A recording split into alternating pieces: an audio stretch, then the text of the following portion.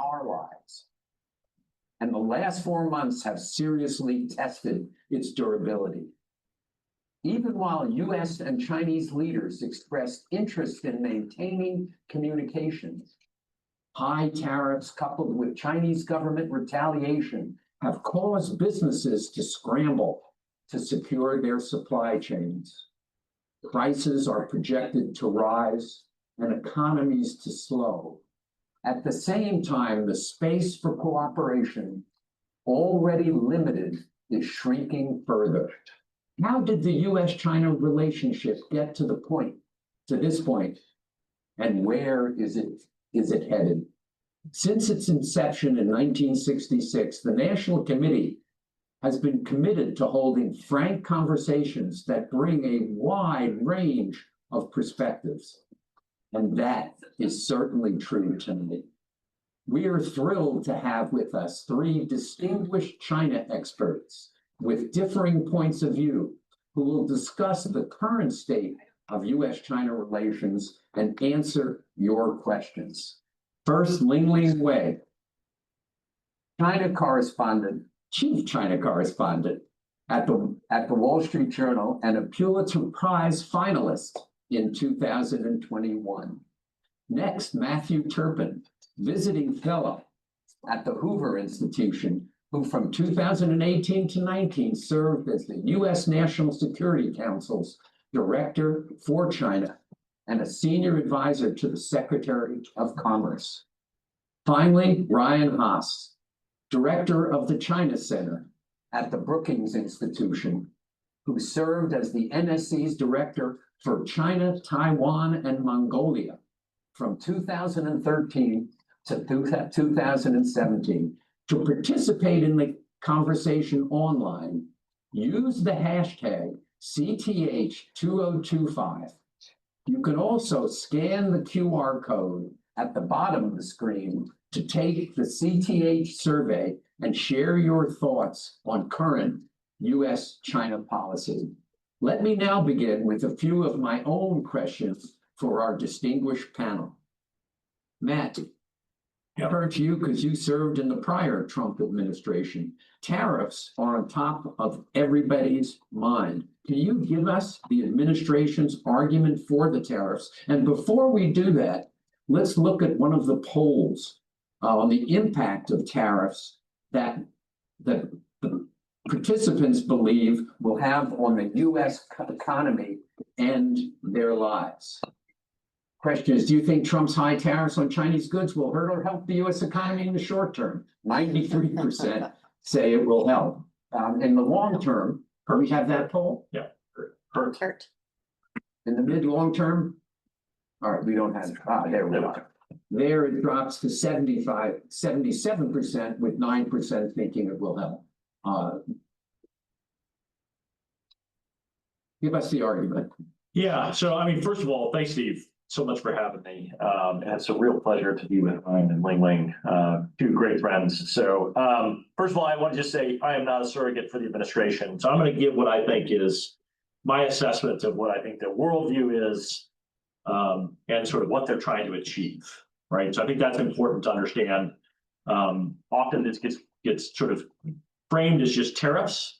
And I think what we have to understand that I think the President of the United States has a worldview that he believes that a rules-based international order is now an incredible burden on the United States, that you have a global trading system that is undermining the long-term interests of the United States. And therefore, he seeks to change and re-engineer the global trading system to be something more advantageous for the United States. And he is also seeking to re-industrialize the United States. He feels that the decisions made in the 1990s around what we colloquially consider to be globalization have really placed the United States at a disadvantage by hollowing out manufacturing. And it's very difficult for the United States to be the kind of power that it needs to be in the world without that, and to be completely dependent, for the most part, on the PRC, which is in many ways quite hostile to the United States. And so I think that's his worldview. His goal is to sort of achieve that re-engineering of a global trading system, and tariffs are a tool in the toolbox to achieve that. And I think he believes that the tariffs are a particularly good negotiating tool because the executive branch has broad authorities to impose those tariffs without Congress has delegated many of those authorities. But I think it's also clear that he is using a variety of other tools, whether those are outbound and inbound investment screening and restrictions, export controls, things in terms of tax changes inside the United States. All of those things are meant to achieve a set of goals around changing a trading system and reindustrialization, right? That's what they're trying to achieve. Brian, the tariffs have gone up, they've gone down, they've been suspended, only to be reapplied shortly thereafter. What do those changes reveal about the Trump administration's priorities? Well, Steve, let me just say at the outset that if the Trump administration had Matt as a spokesperson, I don't think that we would have 93% of the people being polled saying that it's going to hurt. It's a very articulate answer. But I have to just admit that the experience of the past nearly 100 days has felt a little bit like going into surgery but being kept awake for. It's been painful to watch. And I say that as someone who had a view and wrote that President Trump entered his second term with a very strong hand to play with respect to China. When he came into office, the economy was strong, our alliances were sound, and the United States was a magnet for capital and talent from around the world. President Trump also did something that no other politician in the United States was willing to do, which was to show respect to Xi Jinping throughout the presidential campaign. If you listen to his message on China, it was basically that the United States under President Trump will be tough and firm, but will also work well with President Xi to get deals done and will avoid war. That resonated, I think, with the American people, but it also created a useful on-ramp for the U.S. China relationship. And yet, unfortunately, instead of delivering concrete results, what we've seen is chaos for the past 100 days. And I don't think the chaos is a function of a policy process gone awry. I think it's a reflection of the fact that President Trump is his own desk officer on China issues. He is driving a lot of the decisions, the fluctuations that we're talking about, and that's a very difficult problem to solve. And so I think the flux that we've seen that your question pointed us towards is probably going to be something that's going to be with us for a while. Lingling, over the last few weeks, we've seen President Trump being vocal about his unhappiness with the Fed chair, Jerome Powell, though he said he's not looking to fire him recently, but he's complained about not lowering interest rates. In the context of what's going on in the tariff standoff with China, if interest rates were lowered, as Trump suggests, how might it impact the U.S. economy? By the way, that question comes from James O'Brien from Bryant University. Unfortunately, we can't get him on. Sure. Steve, thank you very much for having me. It's such an honor to be with two legends in the U.S. China space. I love that question because that's what a business journalist is, is supposed to know about. Lower interest rates, obviously would reduce the cost of borrowing. That could, spur investment, business investment and consumer spending, and also can help foster markets, stock markets, bond markets, overall economic activity in the United States. So, in theory, lower interest rates could help put the United States in a stronger position in any potential negotiations with China. So that's why he's really all over the Fed about, the need to lower interest rates, especially given the tariffs have this inflationary effects on the economy. Yep, another tool in the toolbox. Exactly, a tool in the toolbox, right? Except it's not his tool. It's not his tool. It's Jerome Powell's tool. And I just wanted to say one thing, we have done a lot of comparison between the US and China, fundamentally different systems. What the US has is this credibility and also independence of the Fed, right? That has given the US dollars and the US market so much power, right? That's made the US the investment destination for global investors. China's central bank, as we all know, has zero independence. So we do not want to have our Fed here lose any kind of independence because of political pressure. I'm telling you, it's not just investors in bond market, in stock market watching, China is watching this play out as well.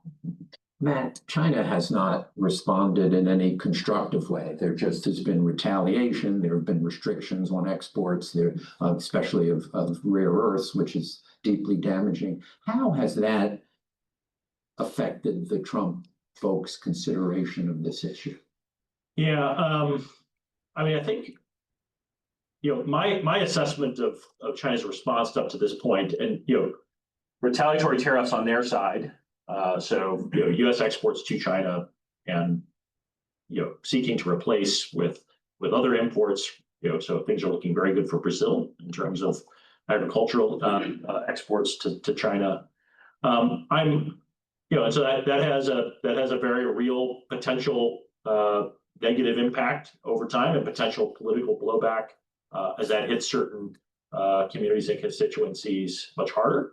But I would question, though, the ideas around critical minerals and the restrictions on critical minerals. These things strike me as much more China's efforts to find something that they can match as reciprocal to U.S. export controls. But as someone who had spent quite a bit of time doing export control policy, it is really not a wise idea, objectively, to impose export controls on commodities. China's dominance in critical mineral processing is only because they make them artificially cheap, right? So when you deny those things to the world, it does allow for others to produce those things, right? Processing of germanium is not a technologically advanced activity. It's cutting-edge 1970s technology. Lots of countries around the world used to make and process germanium. They don't anymore because China makes it artificially cheap. If it denies those things to the world, others could make those things. Right. And so it's not a how long would that take to kind of build up production? And well, in some of these ways, things are only this is not a available new for issue. China. Yeah, Right. it's not, So not at all. it's really not a new issue. Yes, correct. So what we've seen is a lot of stockpiling. And we've seen preparations that folks have taken, whether it's from Australia or Malaysia, or, various countries that have begun to figure out what are ways they could fill gaps. And I think, what we're going to find is that there will be a muddle through. I think we should take, at sort of face value, the experience that China's embargo on critical minerals and rare earths on Japan in 2010 and 2011 around a dust up over the Senkakus. The reality was that China imposed those. It certainly imposed some costs on Japan. Japan began to build around those things and stand up alternatives and find ways to work around it. And China called those things off within 18 months because they found that they weren't working. Yeah. And so those are not, objectively, they're not good export controls. Don't export control things that are commodities. And that's sort of essentially, other than advanced batteries and some advanced manufacturing around some magnets, those are kind of the only areas that they've got, that they have a technological advancement on that others can't make. No question, that's correct. If you restrict the export, then others are going to find the market. Yep. Can the same be said of semiconductors that we have? Very difficult.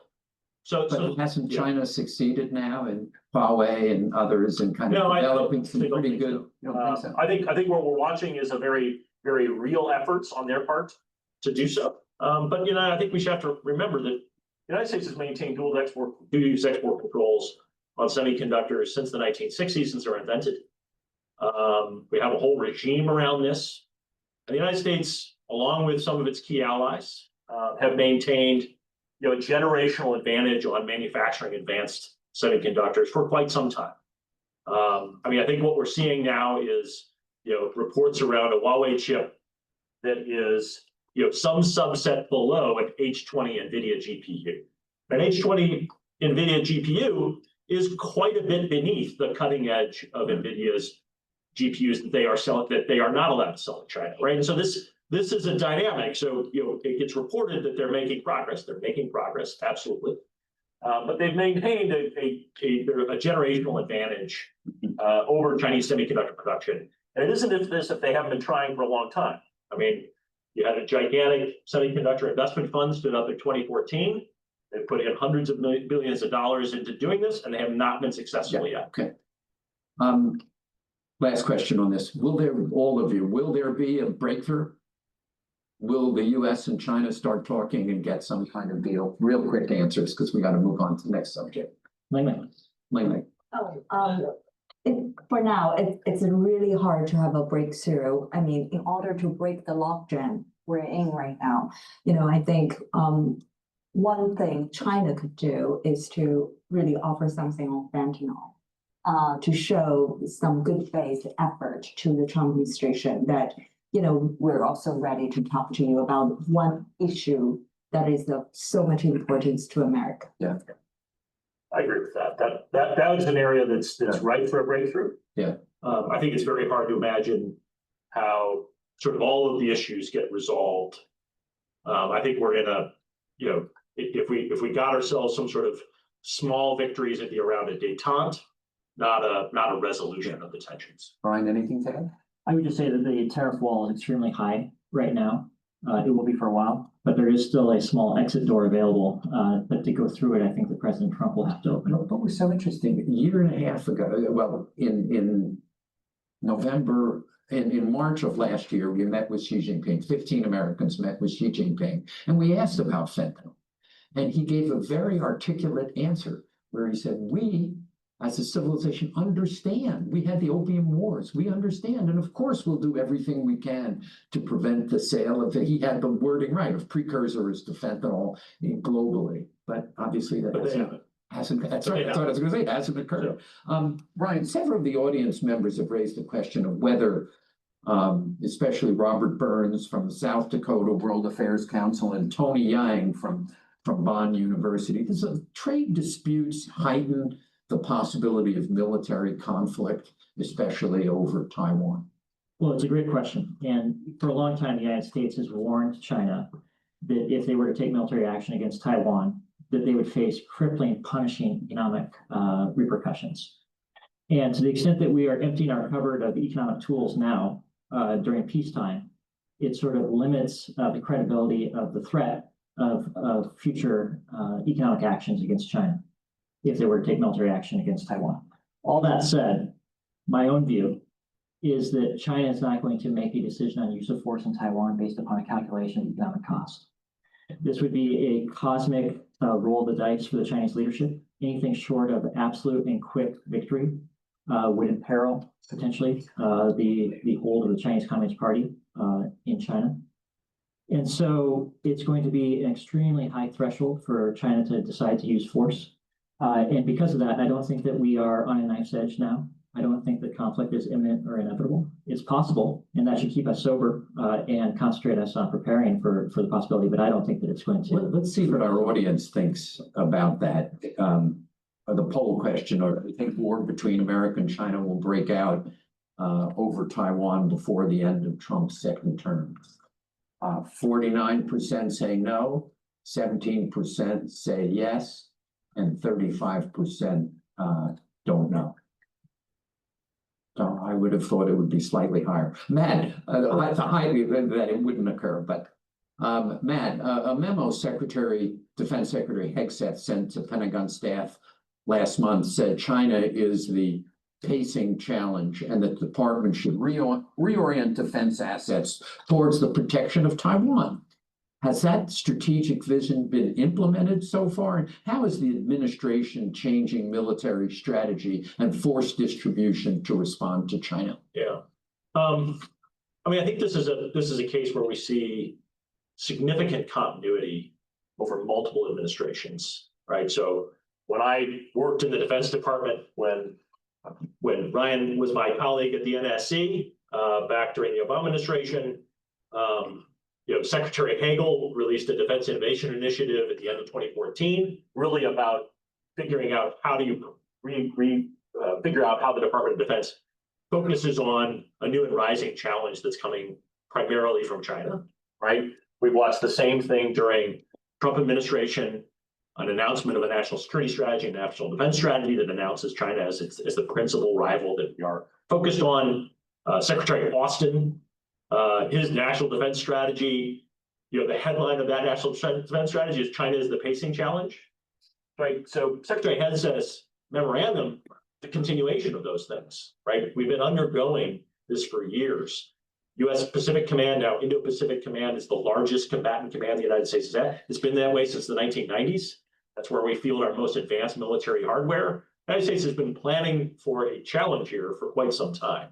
And so I think what we're seeing is the continued incremental movements as the United States seeks to reduce its commitments in the Middle East. It seeks to increase burden sharing with our allies in Europe as it rebalances to the Indo-Pacific, right? That's a long-term policy goal of multiple administrations, and we're still continuing to see that go through. And I think we should be relatively confident that those are things that we are able to do. Higher education, people-to-people exchanges has become a very important part of kind of discussions today. We're seeing the expulsion of, or the revocation of visas for Chinese students in the United States. We're seeing visas not being granted. So let's go to a question from April Mao from the U.S China Institute Town Hall. There we are. Hi, good afternoon. I'm April Mao, and I am currently an undergrad freshman majoring in communications here at USC. So yeah, I guess my question is also a timely one. So with the recent changes in US immigration policies, how do you foresee these developments affecting Chinese international students and scholars, particularly in terms of visa issuance and academic opportunities? And what advice would you have for them to navigate the current uncertainties? Lingling, can you take that one? Well, Sorry. it's really a tough one. I came to the United States in 1999 as a student. So also very personal question, because I have been asked a lot by some friends, and I think because the much stricter immigration policies these days will definitely lead to delays and difficulties in visa grants for Chinese students, much tougher.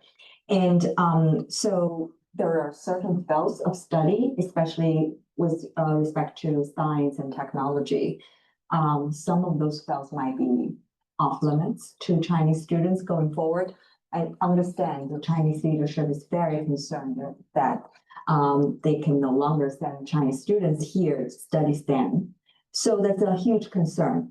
If what a compare and contrast, back in the 90s, when people like me were trying to apply for school here, if you were your student, specialized in science and technology, it was so much easier than people like me, journalism, right? There's like, so it's a 180-degree turn. But in terms of advice, I really think just really, you have to really know what you want, right? You want to explore the rest of the world. If that still go, in addition to the United States, there are also other alternatives as well. And also very important to stay informed based on, informed of what the US policies are. And one other thing, very, very, very important, is to really be accurate about your documentation. Because, there have been instances where Chinese students, in order to come here, cut corners and maybe lied about certain things. Don't do that again. I noticed, in fact, your institution, Hoover, came out with a report today or yesterday. I did not see it. Talking about, I'm sorry. They analyzed the DeepSeek, the education of the people, 100 people at DeepSeek. Right, yes. And they said they were basically not educated in the United States, that they were products of Chinese universities. What's that mean for kind of all of these policies restricting STEM folks from coming here? Yeah, I mean, I think we've known for quite some time that in terms of talent for artificial intelligence, both the United States and China have been neck and neck for quite some time, and so I think we should be not all that surprised that in that particular realm, right, that sort of breakdown is not all that, is the way it is. So I think we've seen that before. I mean, we've seen this in the artificial intelligence area. It also suggests that obviously you have a very high quality education system inside China. And that's something the United States is going to have to consider and deal with in the future. And just add one more quick note. Yep. And that very high quality higher education system in China actually has benefited from Chinese students studying in countries like the United States. All those sea turtles, so-called Yeah. sea turtles, then The went sea then turtles are back. those who go back. Exactly, Yeah. they went back. They now teach at those universities. They train engineers that now staff DeepSeek and other companies. So this engagement in the past few decades really helped China tremendously. Ryan, Gary Yu of Columbia University asked what April kind of was asking implicitly. Are we seeing a revival of the China Initiative, the Department of Justice initiative launched during Trump 1 that sought to prosecute potential Chinese spies working in American research and industry and in universities? Well, I will try to tackle this question, but if I can just add one sentence to the discussion that we just had. I think that having foreign students come to the United States is absolutely essential to the vitality and strength of the United States. If we're just talking in a U.S. versus China context, China has a population 4 times the size of the United States, which means that the United States needs to have productive capacity 4 times the of China's to be able to be competitive and to retain an edge. The only way that we can do that, Steve, is by bringing the best and the brightest, attracting them as magnets to come to the United States. And we make it hard for bright, talented, ambitious foreign students to come to the United States at their own peril. Which leads me to the question about the China Initiative. So the China Initiative was, a program started in the first Trump administration to try to root out industrial espionage and to try to put a real spotlight upon researchers in academia and industry who were taking direction or funding from China without being transparent about it. And the program came under attack because critics of it felt like it was creating brain drain, causing very talented Chinese people to be sea turtles to go back to China, but also because of the effect that it had on anti-Asian racism in the United States, which was inimical to our core values as a country and a people. And so when President Biden and his administration entered office, they rescinded the China Initiative, largely on the basis of concern about it being a racial profiling tool against Chinese Americans and ethnic Chinese citizens. And so that's where we are now. The members of the House of Representatives have voiced interest in seeing a revival of the China Initiative or something like it. It is also a topic of discussion in conservative policy circles. I don't know where we will go from here, but my one confident prediction is that the more that President Trump becomes disillusioned about the prospect for progress with China, the higher the likelihood there will be of the return of an initiative like this or something resembling. But of course, the prosecutions of industrial espionage and research espionage didn't end with the Biden administration's decision to end that. Right. They also began a whole process to focus on transnational repression, which is what we were also seeing across this, is that you've got the Chinese state that uses Chinese students and Chinese individuals inside the United States to violate conflicts of commitment, conflicts of interest, and do things and incentivize them to be able to come back and provide the kinds of technologies and things that they would be otherwise denied through export controls and other areas. In many ways, the Chinese government is the one who chooses to weaponize their own citizens to do those sorts of things. And that's the kind of, those things have not gone down.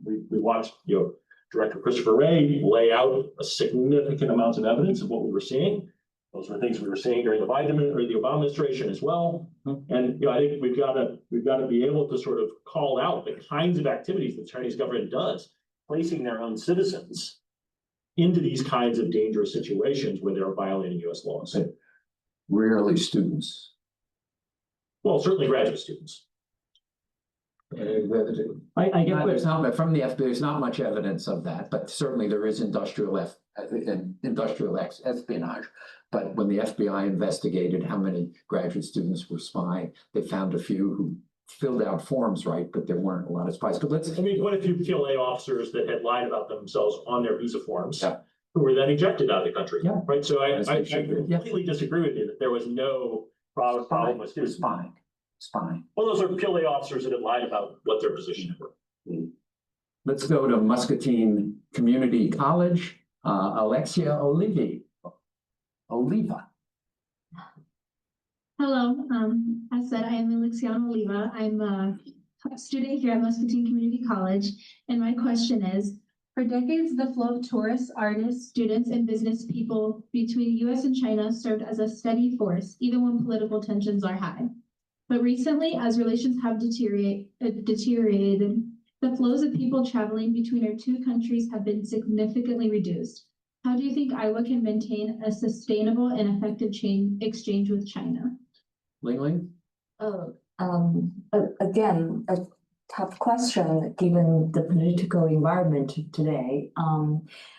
I guess, people to people exchanges, I hate that term because that sounds so jargony, but sorry for lack of creativity here.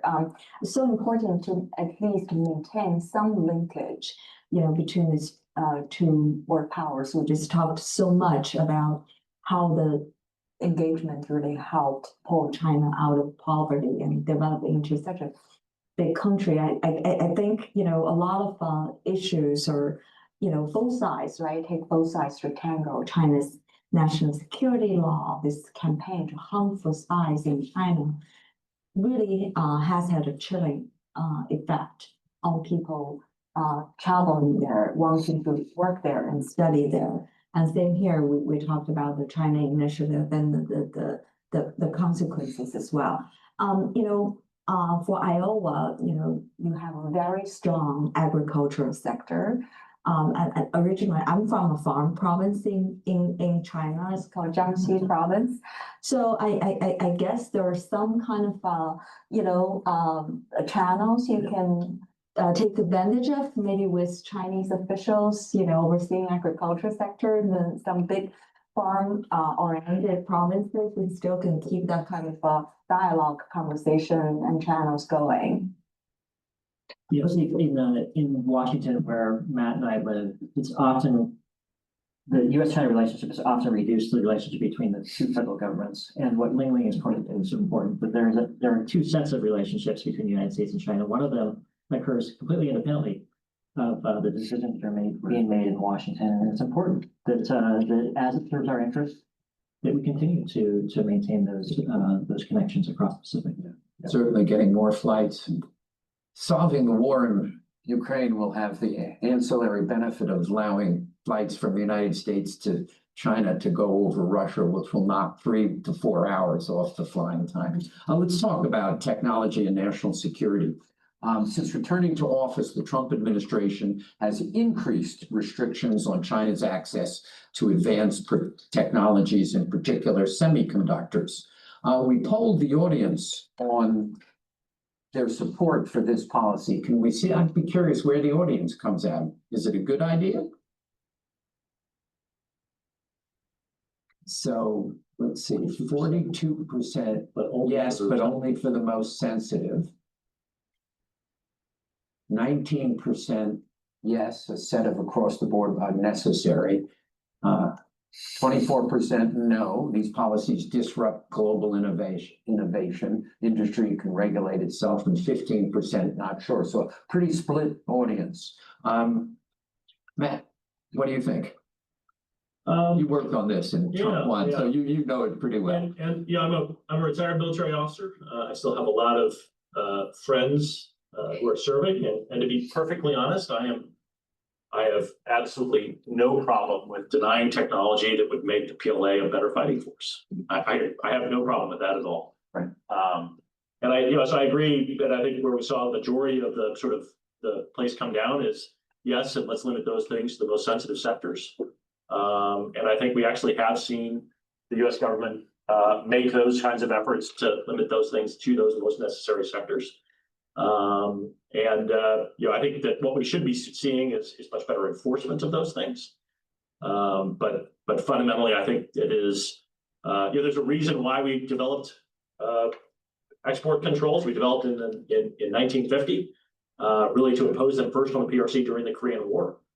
We've kept them in place since then because we're not interested in a potential adversary from gaining advanced military capabilities that could one day kill Americans. And so we're just not interested in having that happen. But how do you draw that line? In other words, obviously, should we not sell boots since it makes them? Well, we obviously do sell boots. But comfortable boots make the military more efficient. So Obviously, I'm joking, but where do you draw the line? Well, I mean, so the Export Administration regulations have 10 chapters, microelectronics, nuclear equipment, right? We can go through the 10 chapters.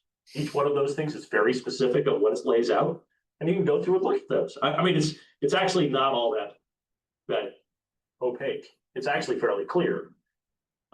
There is an effort to portray it that this is unreasonable and that this is unthought out and is not thought through. My contention is that often results from a willingness to cloud the issue, to be able to call those things that I think are actually quite justified into question, right? We watch this across the semiconductor industry that would love to sell more and more advanced semiconductors to clients there and seek to downplay the risks there. And I think we've got a healthy debate across the U.S. government to be able to draw lines, and we have been drawing lines on this. Ryan, what do you think of that?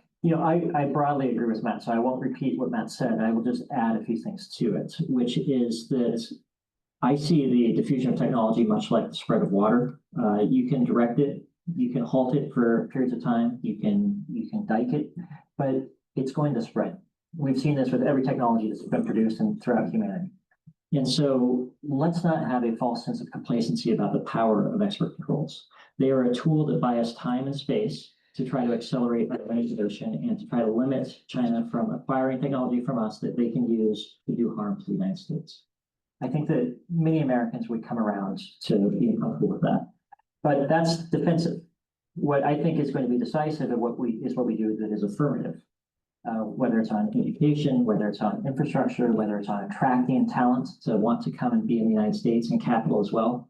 That's where sort of the gaps and the deltas are going to emerge, not over export controls. Yeah, because you have to play both defense and offense, right? I mean, this is not, it's not just running a race, right? You actually have to play both. You have to score your own goals and you have to prevent the other side from scoring their goals, right? That's how you do this over the long term. Lingling, anything you want to add on this one? 100% agreed.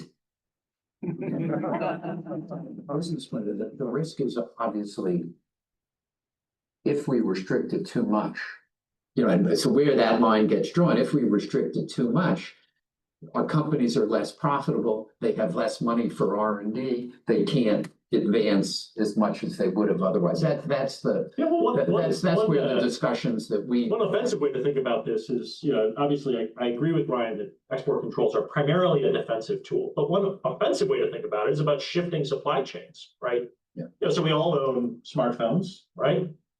Inside there are about 160 semiconductors, only 2 or 3 of them are the most advanced, right? If you restrict where those semiconductors can go, you actually what you create is restrictions on where they can be manufactured, right? So if your interest is to ensure that actually you don't have an advanced electronics manufacturing industry in one place, you restrict the things that have to go into them. That means they have to be built somewhere else. So you can use those things to shape supply chains and shape behaviors over time. It is not a magical weapon that has to be used sparingly, but it is not like these things are you're unable to achieve outcomes and to change behaviors of businesses. Right. Interesting. We have a question from Tai Fan at Colgate University. Tai writes, the United States and China signed an amended science and technology agreement in December. What's in the new agreement? Do you think the current administration agrees will be on board with the agreement? What collaborations or challenges can we expect under the amended agreement? The agreement, by definition, as I understand it, promote science and technology cooperation between those 2 big competitors. So I think there are significant challenges for this agreement to be actually implemented under the current administration for all the reasons Ryan and Matt just talked about: the national security concerns, forced technology transfer, China's protection of IP. So I think the agreement actually being implemented, the chances are quite low, unless you disagree. And I would just add like one more thing to the great conversation Ryan and Matt just had with you on export controls. So export controls are one tool in the U.S. toolbox, but it's a very potent tool. That the U.S. using it is like hitting the China where it hurts.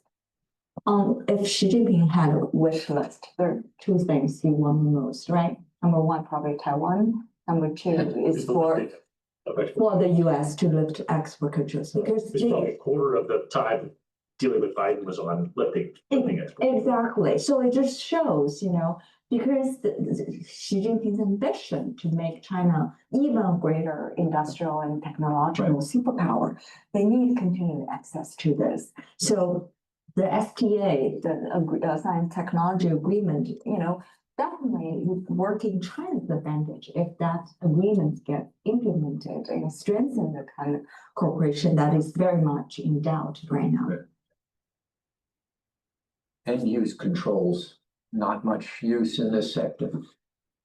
Well, I think we've seen that the Bureau of Industry and Security and the Department of Commerce has very little recourse to be able to enforce end use controls and end users. They have one or two enforcement agents that cover all of China. They have to submit requests well in advance to be able to go to a particular facility to follow up on something, right? And so the ability to be able to sort of follow up once the item has been turned over and you've lost custody of it, it's in the Chinese jurisdiction, really difficult to figure out how you actually enforce the follow through where it's at. Is that something that the Trump administration should ask the Chinese? Okay, you want this stuff?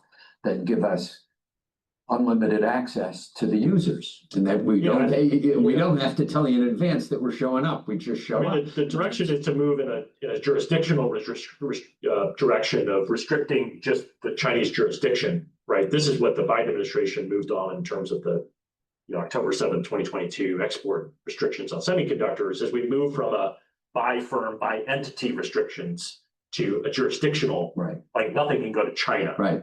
That's the direction we're moving. We're not moving toward, because largely we don't trust. In order to I mean, that's the issue, is if you had enough agents, so literally be hundreds and hundreds of agents that you would have, the Chinese would have to accept them. They'd have to be allowed to go and do that. But the president cares about the bilateral trade deficit. These things ain't cheap. This would reduce the bilateral trade deficit billions and billions. That was certainly Xi Jinping's position during the first Trump administration, is we'd love to solve the trade deficit with buying all the things to restrict.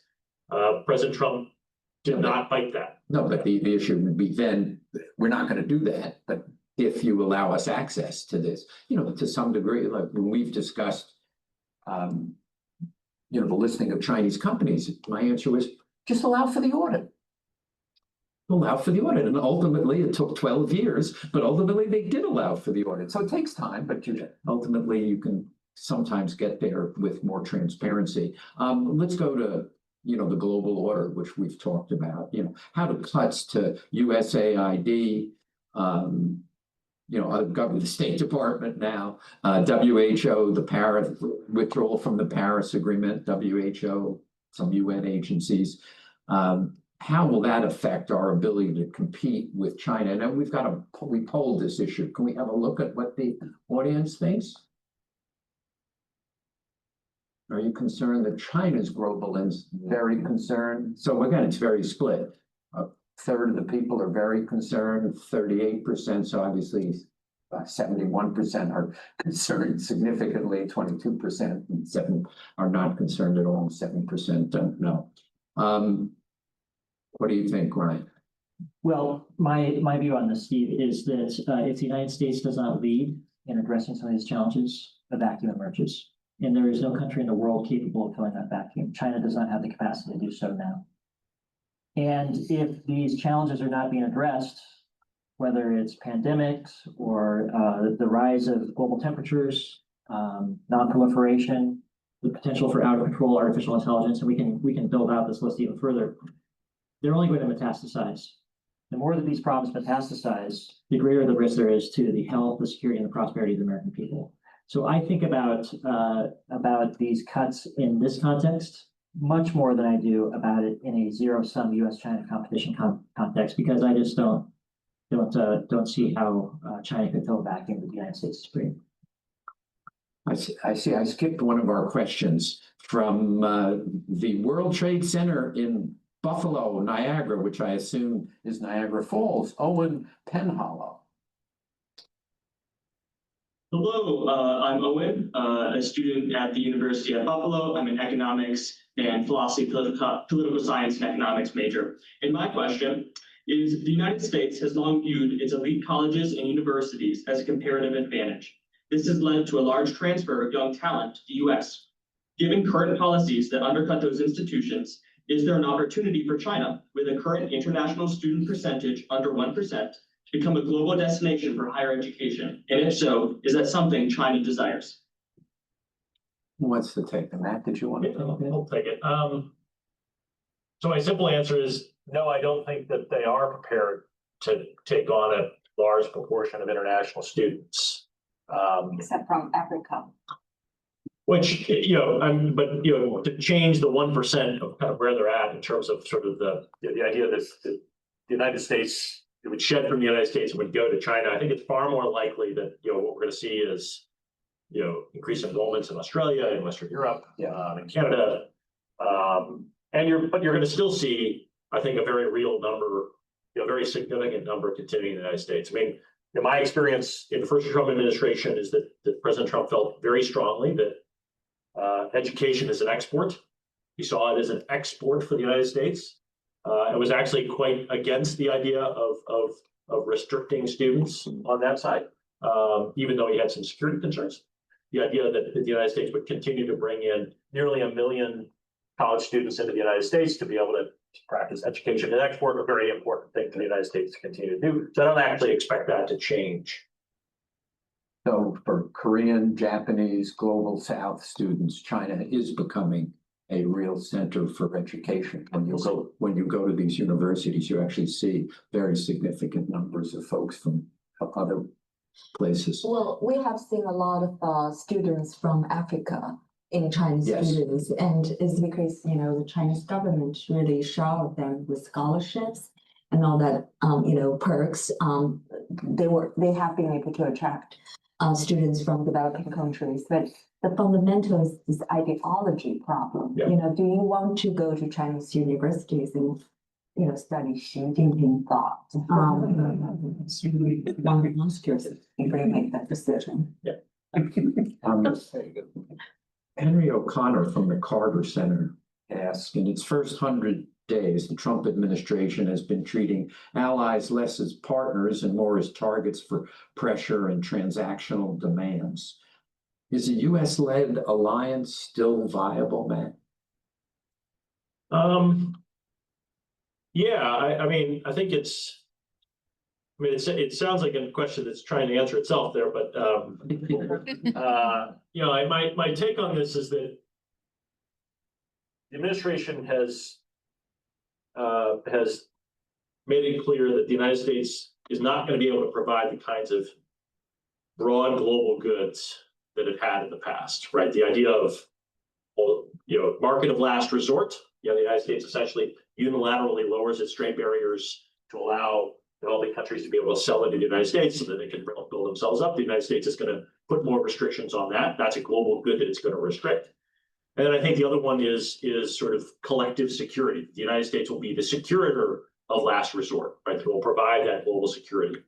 And I suspect that what we're seeing in the negotiations between the United States and its allies is the continuation of a long-term process that the United States has had to ask its key allies, who are quite wealthy and quite capable, to do much more in the realm of providing global security goods. This comes in the Europeans. We saw this in the signal chat controversy. We could see this discussion going on, right? An expectation that that trade routes that are through the Red Sea primarily benefit Europe. Why are the Europeans not able to do more of this? An expectation on Japan to move from 1% of GDP on defense to something much higher. the expectation on a number of allies to do much more.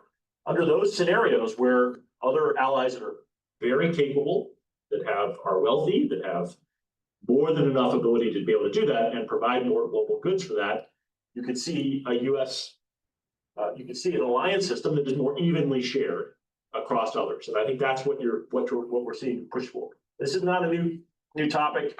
I mean, Secretary Gates brought it up in the Bush administration and in the early Obama administration. We've been asking for this for years and years. And what does it mean for Japan, South Korea, and Taiwan? First, with respect to Japan and South Korea, troop deployments. Are we going to reduce those troop deployments? And then Taiwan, what does it mean they're going to have to pay for their defense? Well, I mean, it probably means that Americans can't care more about Taiwan's defense than Taiwanese do, right? So Taiwan is sitting at about 2.3% of GDP on defense. Given the threats that it faces on a day-to-day basis, one would expect that someone would pay a little bit more than that for their own defense. The United States is sitting at about 2.9% of GDP on defense. Japan is at about 1.5% of GDP on defense. Australia is at 2.3% of GDP on defense. Maybe those things were an appropriate level of spending in a fairly benign international environment. We don't live in a benign international environment anymore, right? Our 2% GDP defense spending for NATO was agreed on in 2012, right? Before the annexation of Crimea, before all of those sorts of things. We still don't have NATO allies that fulfill those requirements, right? So until those things are fixed, it's hard to expect American taxpayers to care a lot more about their security. What does it mean for troop deployments in South Korea? I think those, obviously those things were under discussion during the first Trump administration. My sense is that they came to a set of agreements. I don't know if things will be opened up again. But the expectation is that allies will do much more about their own defense. Fascinating. The question we'll move on to some other issues. We have a question from Horace Wong, a research analyst at Fontainebleau Capital. He asked if there's potential for climate change cooperation between China and U.S. states and cities. Brian? Well, I think that there is the possibility of climate cooperation at the sister city and sister state province level. I think California is really sort of a path breaker in this regard. They have relationships both with the Chinese central government, but also with several provinces in Shanghai. And there are things for both sides to learn, best practices to share, whether it's about reducing air pollution, dealing with climate adaptation. And I expect that those things will continue because it serves both sides' interest to do so. However, the question didn't ask this, but I would be a little bit more pessimistic about the possibility of climate returning to the center of the U.S. China government-to-government relationship at the central level, solely because I think that there's a widespread view that in Washington, at least, that China tried to instrumentalize climate issues to influence American behavior on other issues, and that the United States should not transfer that much leverage to China on this issue. And so, yes, at the state and city level, I expect the climate cooperation to continue. At the federal level, I expect it to be pretty chilly. What other areas are there for cooperation? I mean, climate change used to be the bright, shining example of potential cooperation. Are there other areas, or is basically it's going to be tough going? Well, no areas where we can cooperate. I think of Ebola and Chinese and American scientists working together then, but I don't see, obviously that did not happen during COVID. I could come up with a lot of areas where I think it would serve mutual self-interest for us to pool capabilities, share best practices, and work together. But if I was going to be honest with the moment that we're in, I think that a good place for us to focus our attention is on reducing mutual risks. What we saw, for example, in the Biden administration was President Biden and President Xi agreeing that on the issue of artificial intelligence, that it should not be used to decide nuclear launches, that only humans should have the capacity to put their finger on the trigger. When we look back further, there has been progress in rules of behavior for when U.S. and Chinese forces are operating in close proximity to each other that have lowered the risk of unintended conflict between our two countries. So as we look to cyber, as we look to space, as we look to new and emerging technologies, I think this is the space where there would be mutual self-interest in finding ways to lower the probability of unintended conflict. unfortunately, in many of those cases, those things have been held hostage to other things, as we've seen in military to military discussions, over the years, have been, those talks have been held hostage to other issues. And that's really an unfortunate development. That's how, in my opinion, Beijing used those things as that the United States wants those talks and communications more, and therefore it uses them as leverage to achieve other goals. It is surprising that fentanyl, which should be able, I think, as Lingling pointed out earlier, that should be one where the Chinese are willing to cooperate in exchange for nothing. That You would think, it should. You would think not It's like this. 70,000 Americans. Yeah, there's a moral imperative. Yeah. One would suggest that because they have not acted on it, there are some acts of omission and commission happening. Yeah, of course, the Chinese will say they have acted on it, that on January 27th, they gave the U.S. government a proposal and additional things they were going to do on fentanyl, and we haven't. Don't believe it. Don't believe it. Well, they did have I haven't seen the proposal. They did give the proposal. Both sides confirmed that there was a proposal given, but the U.S. side said it was inadequate. Steve, I think that your point is really important, and I'm glad that you brought it up, because we've spent most of the hour talking about the U.S. side of the U.S. China relationship, but the reality is that this is a two-player game. It's an interactive dynamic, and of course the focus of this town hall is on the first 100 days of the Trump administration, but you raised a very important point. Yeah, we kind of talked about this briefly, but we've seen several meetings between the U.S. and Chinese officials, but talk about how robust bilateral communications are and how we can, potentially improve them, because we're not seeing the meetings. The Chinese say, again, and I don't know, but they said they tried to have a meeting between Rubio and Wang Yi in Munich. He came to New York, and that is, Wang Yi came to New York and asked for a meeting, and neither of those were granted. So where are we going, and where should we go? And then we'll need to close. Oh, sure. Well, the short answer is that communication between the two sides is not at all robust. We're seeing very little. We know, like, there have been frequent meetings between National Security Council with the Chinese embassy, and that's pretty much it. The Chinese delegation to the IMF or World Bank meetings just left this afternoon. The amount of time they stayed in Washington is exact 24 hours. 24 hours. 24 hours. They arrived sometime yesterday and left this afternoon. Not 1 minute more, not even 1 minute less. And our reporting shows that there's some chatter on the sidelines of the IMF meetings, but nothing bilateral. It was very, in the context of multilateral meetings. So right now we're kind of stuck, right? As you pointed out earlier, the Chinese tried to reach out to the Trump administration, but there was such a mismatch. Trump people wanted to talk to the key players in Beijing, including Cai Qi, whose portfolio includes cybersecurity, which is a core concern for the U.S. But, the Chinese answer said that's not how we work, because we want to go through the diplomatic channel. And then the diplomatic channel, you pointed out, when Foreign Minister Wang Yi was here, he couldn't get any meeting with Secretary of State Rubio or National Security Advisor Waltz. And part of the reason was because he told Rubio to behave himself, basically, during their first introductory call. That kind of, wasn't a great start, right? For administration who thought they had so much leverage, we're not going to take this, right? So, and now, because of the maximum pressure from the Trump administration, Xi Jinping, it would be really, look really bad for him if he were to actively reaching out to the Trump administration. So, we're kind of being in a standstill right now. It has to take both sides to break the logjam. For China's side, we talked about fentanyl. Yeah. Matt, anything you wanted to add on this? We're out of time, so.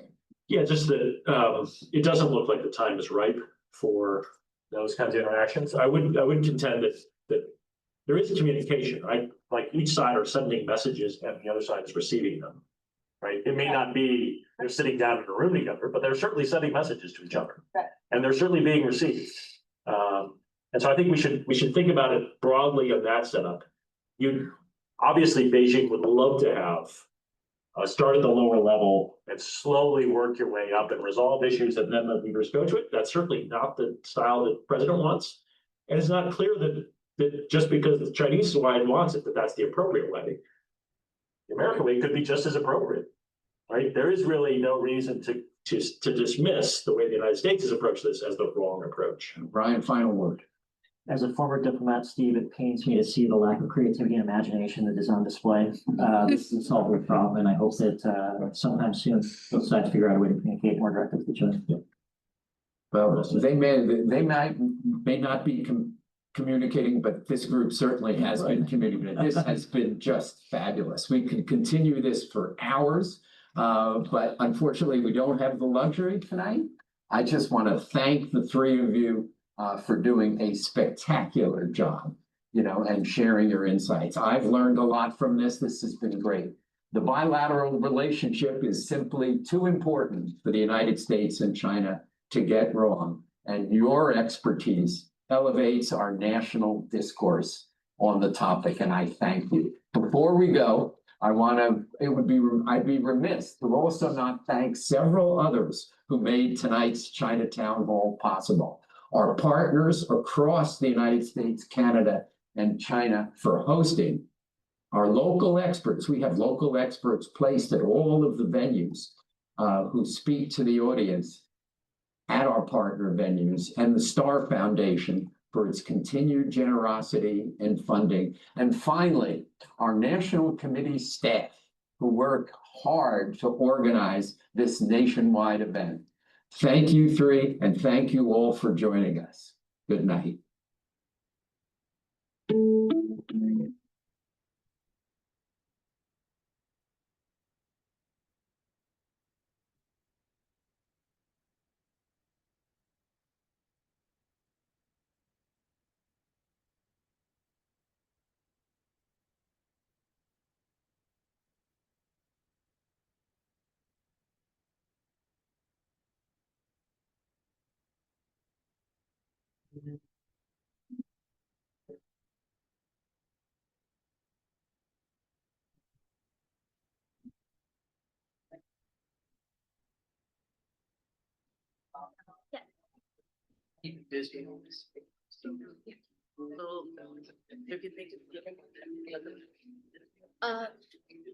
So you can see my camera right here.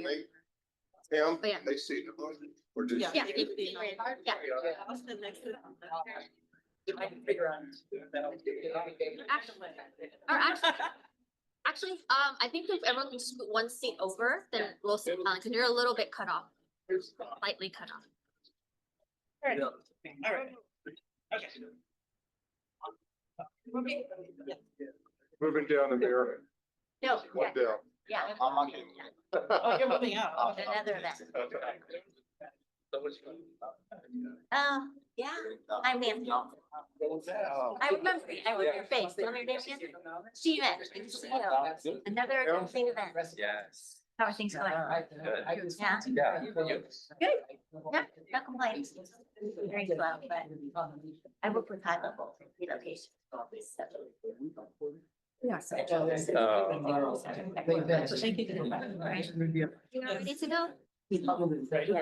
All right. Yeah. Well, welcome everyone. Sit wherever you want. That was certainly an interesting conversation. Let me begin on giving introductions and then a bit of the format. Thank you first and foremost for coming today. This is it's always a timely moment to be talking about U.S. China relations, but it seems like now more timely than ever. My name is Aaron Rose. The hat I'm wearing today is I'm the board chair of the Silicon Valley Forum, which is a 501c3 nonprofit organization. The format today, we do have distinguished speakers sitting around the table here.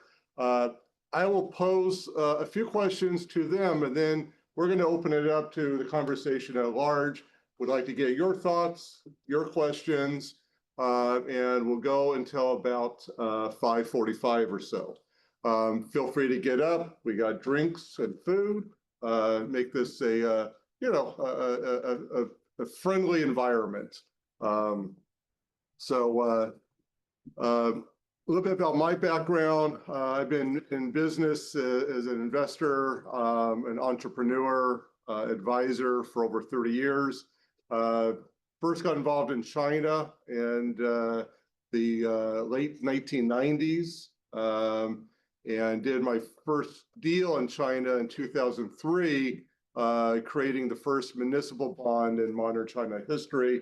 Hard to believe China then was still a recipient of World Bank funding. And this was a pilot project up in Northeast China in Jilin. But I've had a number of startups that operated in China and been advising. I'm going to ask my three speakers here, as you introduce yourself and they'll give us some context on the hat you're wearing and the prism that you see. In doing that, what is one point that resonated with you? Either you disagree with or you agree with, but something that you thought, that was really important for us to understand. So I'm going to start with Darlene Chu Bryant, and give us an introduction, Darlene, and then let us know what was it the one thing that you really thought was important. Well, first of all, thank you for co-hosting and organizing today's event, and to gather everyone here today, and to SFAR for hosting us today. Really appreciate it. But most importantly, for all the people I see around the room here today, of course, from our Lieutenant Governor's Office, from the City of San Francisco, Japan Society, Philippine Consulate, and the Japan Consulate. So I just wanted to say thank you all for actually finding this topic interesting enough where you are here today. For me, I'm Darlene Chu Bryant. I am the founder, executive director of Global SF. I am here because I was previously Mayor Ed Lee's, our late mayor's appointee to run China SF. And all we did was cross-border trade and investment. And I'm still doing it today and working closely still with Mark Chandler. What I found today from what I heard is I agree and disagree. First and foremost, I still think that decoupling is very dangerous. I think that the partnership that we once had, even though it was, many people probably think that we're giving more to China than we are taking from China. I think that the U.S. has benefited significantly from our ties and being coupled with China over, hundreds of years already. But let's see how things are going. I think especially with the tariffs, I understand that there was a huge meeting with the president about, hey, if you're going to continue with the tariffs, your shops are going to be empty in 3 months. And what are you going to do about it? And maybe that, and I believe that has, created pause. But I'd be looking forward to our conversation today to see what everybody else has to say and go from there. Thank you, Darlene. I also want to recognize we've got a number of people on Zoom, and I think there is the opportunity to type a question in Zoom, and Tam will be able to relay those questions. Sean, please, introduction and your organization, Bay Area Economic Council, and what is it that really resonated with you? Sure. So I'm Sean Randolph. I'm the Senior Director at the Bay Area Council of Economic Institute. The council is a business organization in the Bay Area region, about 350 corporations, all industries, business advocacy organization. I basically run the research and strategy arm of the think tank. And we have a big focus on global economics and global business, including China. We've had offices in China actually for almost 15 years, in Shanghai and Beijing, and at one time in Nanjing as well, and Hangzhou. So we've been on the ground for quite a long time, which is unusual for a regional business. Needless to say, the environment has changed a lot since we first moved to China. So we're kind of rethinking how we organize this, so orient ourselves to missions.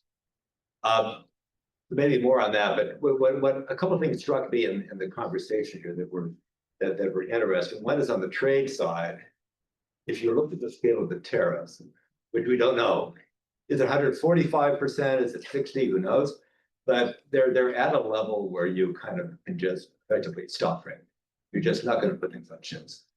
And they're so big that it's just not practical to think that the importer and exporter is going to absorb that cost. So I think we're facing a huge cliff if the level of tariffs come down, but they still stay at that incredibly elevated level. I think we're already seeing almost a 45% drop in ships coming here from China, and maybe a 10% already drop in total cargo volume from California, for example, and in Oakland. So I think that's really consequential because the underlying business relationships are what have kept a lot of the U.S. China relationship going. I was listening especially to the question about the science and technology agreement, which I've been wondering about. Yeah. It seemed like a small miracle we actually signed it or renewed it. But there didn't seem to be a lot of optimism for what we could do with it. But that flows back into the relationship with higher education universities. And so I think that's an important topic for us here in the Bay Area, because that's been another anchor of our relationship with China. And the other thing I was listening for, something we can maybe use, is there was sort of pessimism when the topic of climate was raised about what could be done at a national level now around China, but maybe more optimism about what could be done at a subnational level with Chinese counterparts, cities, states, provinces, which kind of falls right into the California framework. So that kind of came out of this for me as one of a very narrow range of opportunities for cooperation. Great, thank you, Sean. Helen Fu Thomas, thank you. Please give us an introduction about you and your business. And again, what was kind of a key moment in the previous conversation? Thank you for having me, Aaron. And thank you for organizing this. And I didn't realize this is more like a national town hall. It's definitely the significant event at the right time. So I'll keep it short, but it's a little complex where I'm from. I think out of this panel, I'm the only one who was born in Beijing, China. That's accurate, right? So I think what we've seen, particularly in my 30 years career, I built businesses in China for U.S. enterprises. I represented S&W Fine Food, Del Monte, they're in the Bay Area. I was the founding CEO for Leapfrog, education tech company. I took it to China. We invested in China. We built our Chinese headquarters in Beijing. And then when, China opened when they saw their growth and when their companies became ambitious, I built Blue Focus Communication Group in America. So I worked for a giant public company in Beijing and built $200 million platform in America within 2 years. So I've done both. Most recently, I was hired by a artificial intelligence company back in 2019. We raised $300 million. The founders are two professors who graduated from Harvard. One's from China, one's from America. Mark Nisberg at UC Berkeley. Some of you may have seen. I brought him to the APAC event that Darlene initiated. His co-founder, Professor Zhu Songchun, is from China, and they co-founded Dark Matter Artificial Intelligence and became the CEO of the company. And then during the first Trump administration, Professor Zhu was lured back to China.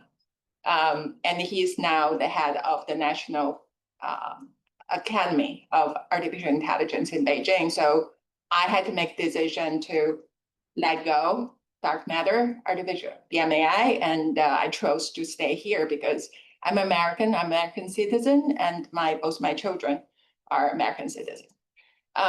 I'm now founder and CEO of Moscow Go, which is very much focused on higher education. So I will focus on that. I think what really, I think it actually struck a chord with all of you when Lingling said that nobody would go to China to get higher education, to get ideology of Xi Jinping versus come to the United States.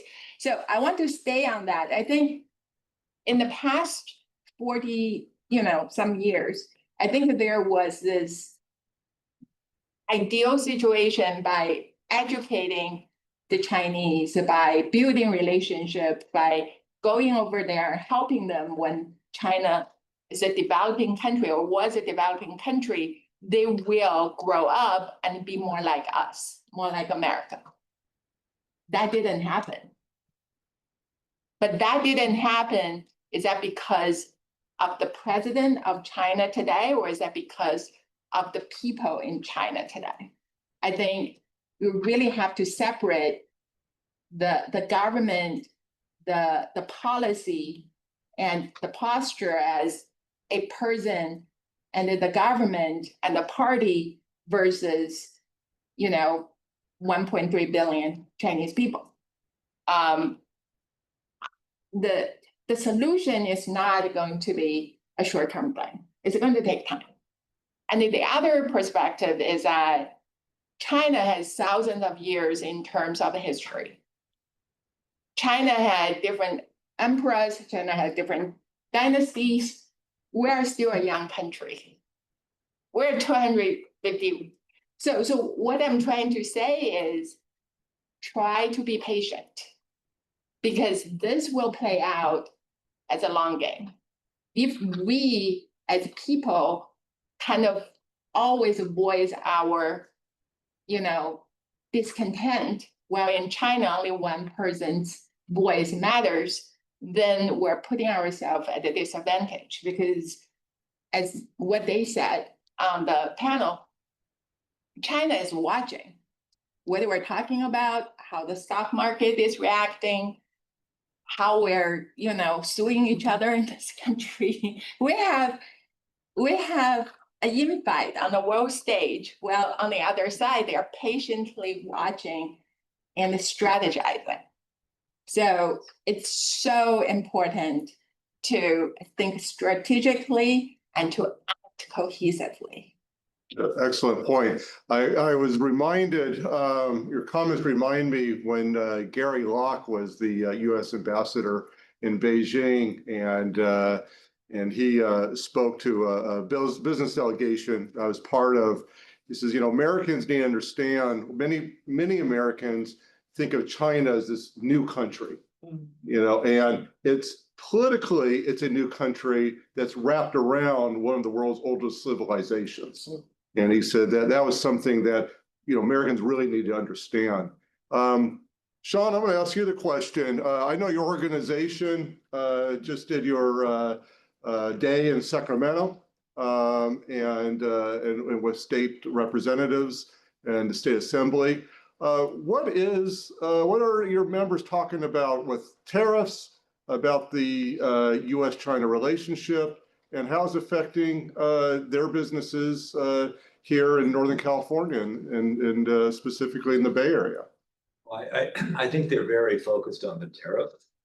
If you are, let's say you're in the construction industry, we need to build more housing. The cost of construction is going up with the steel and aluminum tariff. That's not just China, but from all around the world. If you're in the port of Oakland, you're looking at lower cargo volumes.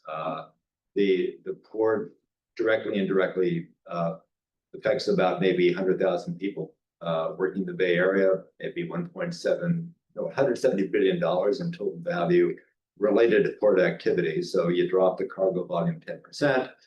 There's big impacts, logistics, trucking, infrastructure, distribution, all of that.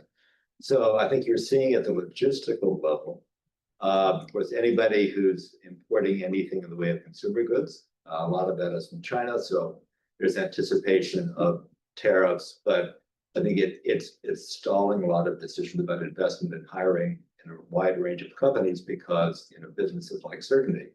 And if you don't know what the rules of the game are over an extended period, things tend to freeze up. So I think you're seeing a lot of even to be very conservative about expansion, hiring, commitments, what they pay for, because they don't know what they'll be. Also, I think there is maybe a recognition, maybe more so in the Bay Area than a lot of the country, that this is a really deep relationship, and we as a region, not to mention California, have invested a lot in it over the years. And I think people are loath to let that go.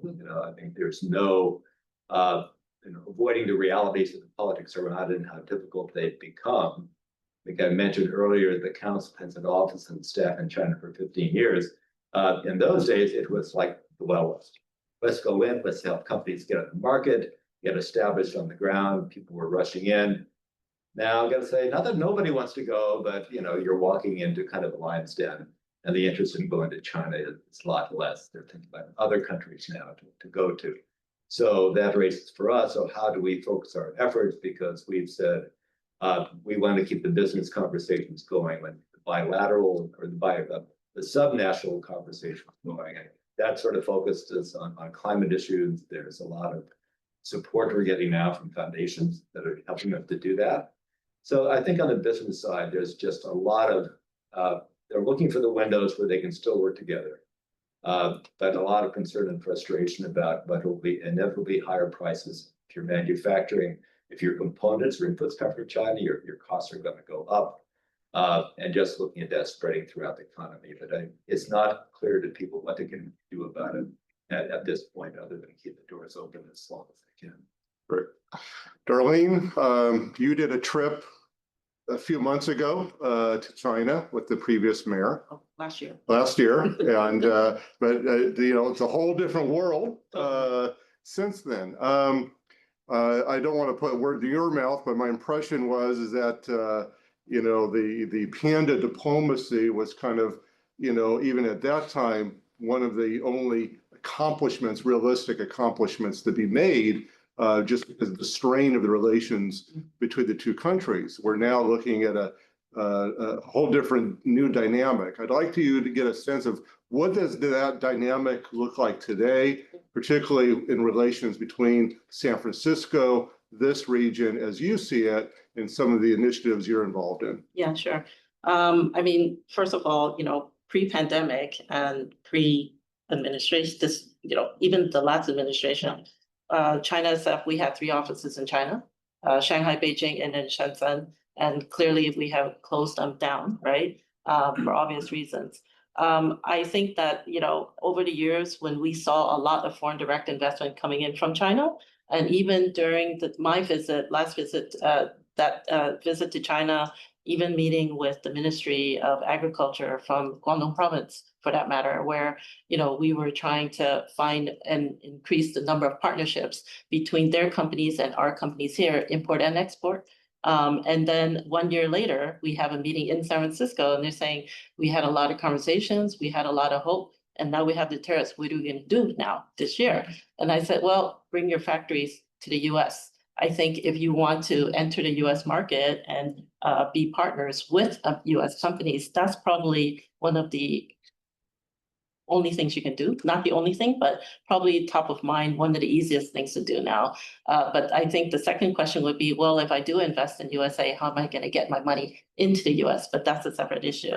So what I see is that even though Xi Jinping has been saying, hey, we have a market that's big enough, we can focus on the domestic market in China, and you don't have to look outbound. I will say that over the last 10, 15 years, a lot of Chinese companies have already built their business and their livelihood based on the US market, exporting to the US market. And that's a market they don't want to give up. And so what are we looking at? We're looking at, for example, a company that has been making disposable paint rollers for Lowe's, and Lowe's has been one of their biggest customers. They don't want to give it up. So they're saying, Darlene, we'll work with you. We want to open a factory in the US of A. Other companies are saying, hey, we want to enter the US market. And how do we do that? For example, the US Embassy has been looking at what sectors can we actually focus on, right? That is not sensitive. that will not, trigger CFIUS questioning or hearing or what have you. And we've been looking at food. Food is something that across the board is welcome. And so can we either, look at food tech, ag tech, or just look at just bringing the factories over and investing in those companies, whether it be food and beverage or whether it be factories here in the US, right? So those are the things that we're looking at now. Could I add to that? Please. So I happened to be invited to go to Shenzhen last year. It was around November. It was after your trip. And this is one of the biggest manufacturers, contract manufacturers for Apple, Sono, your, electronics that manufactured. And this woman, her name is Grace Wang, and you can look her up. She's very well known. Her company is called Luxshare. Luxshare is a Chinese version of Foxconn. So literally she and her brother worked for Foxconn, which is from Taiwan. And then they build their own contract manufacturer. So she invited me over for one audition.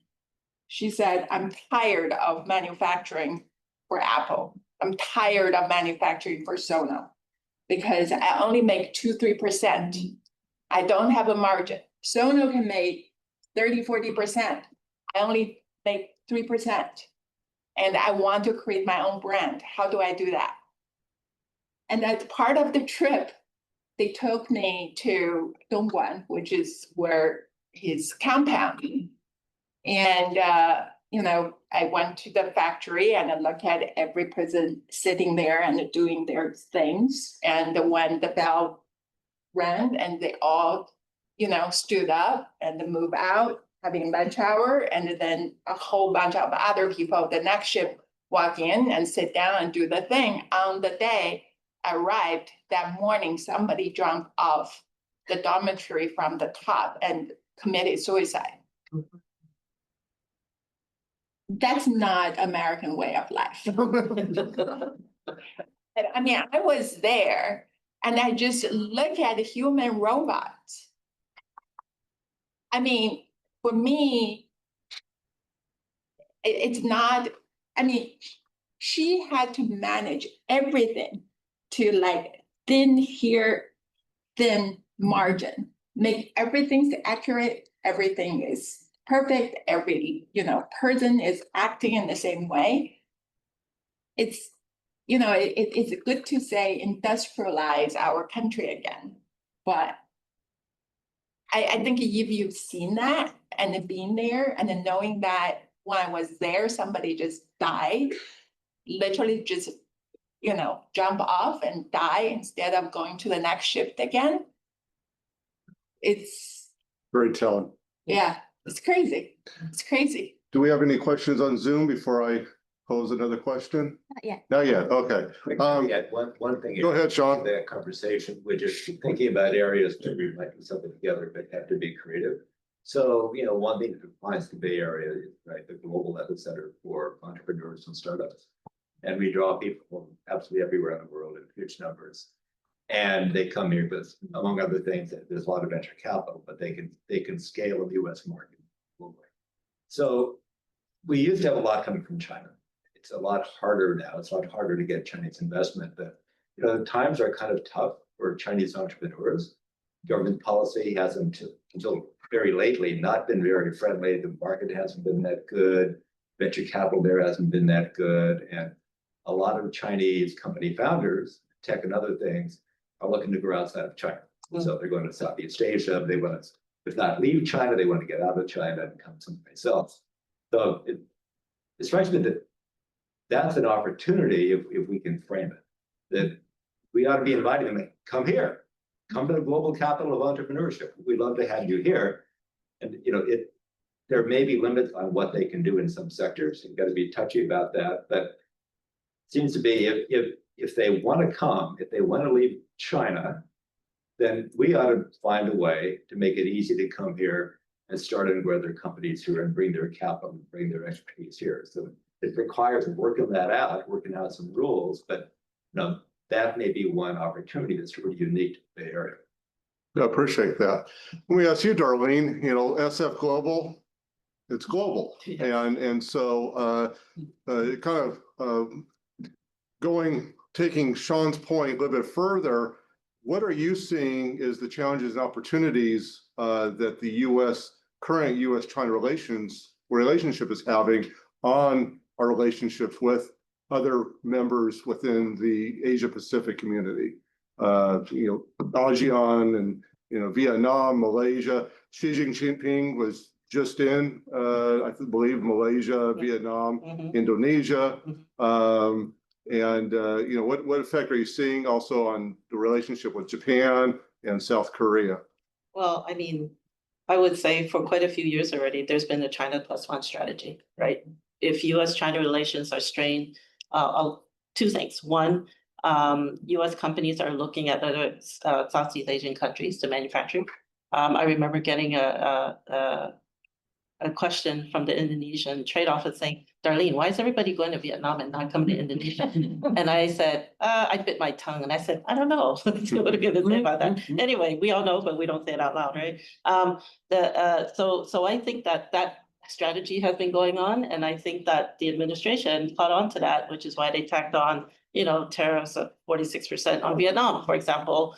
What we've seen also is that a lot of Chinese companies and manufacturers have said, okay, China plus one, I'm going to move my factories to Vietnam. I'm going to move my factory to Malaysia or to other countries. So I also see that going on. Is that an opportunity? Yes, but with the tariffs, maybe not.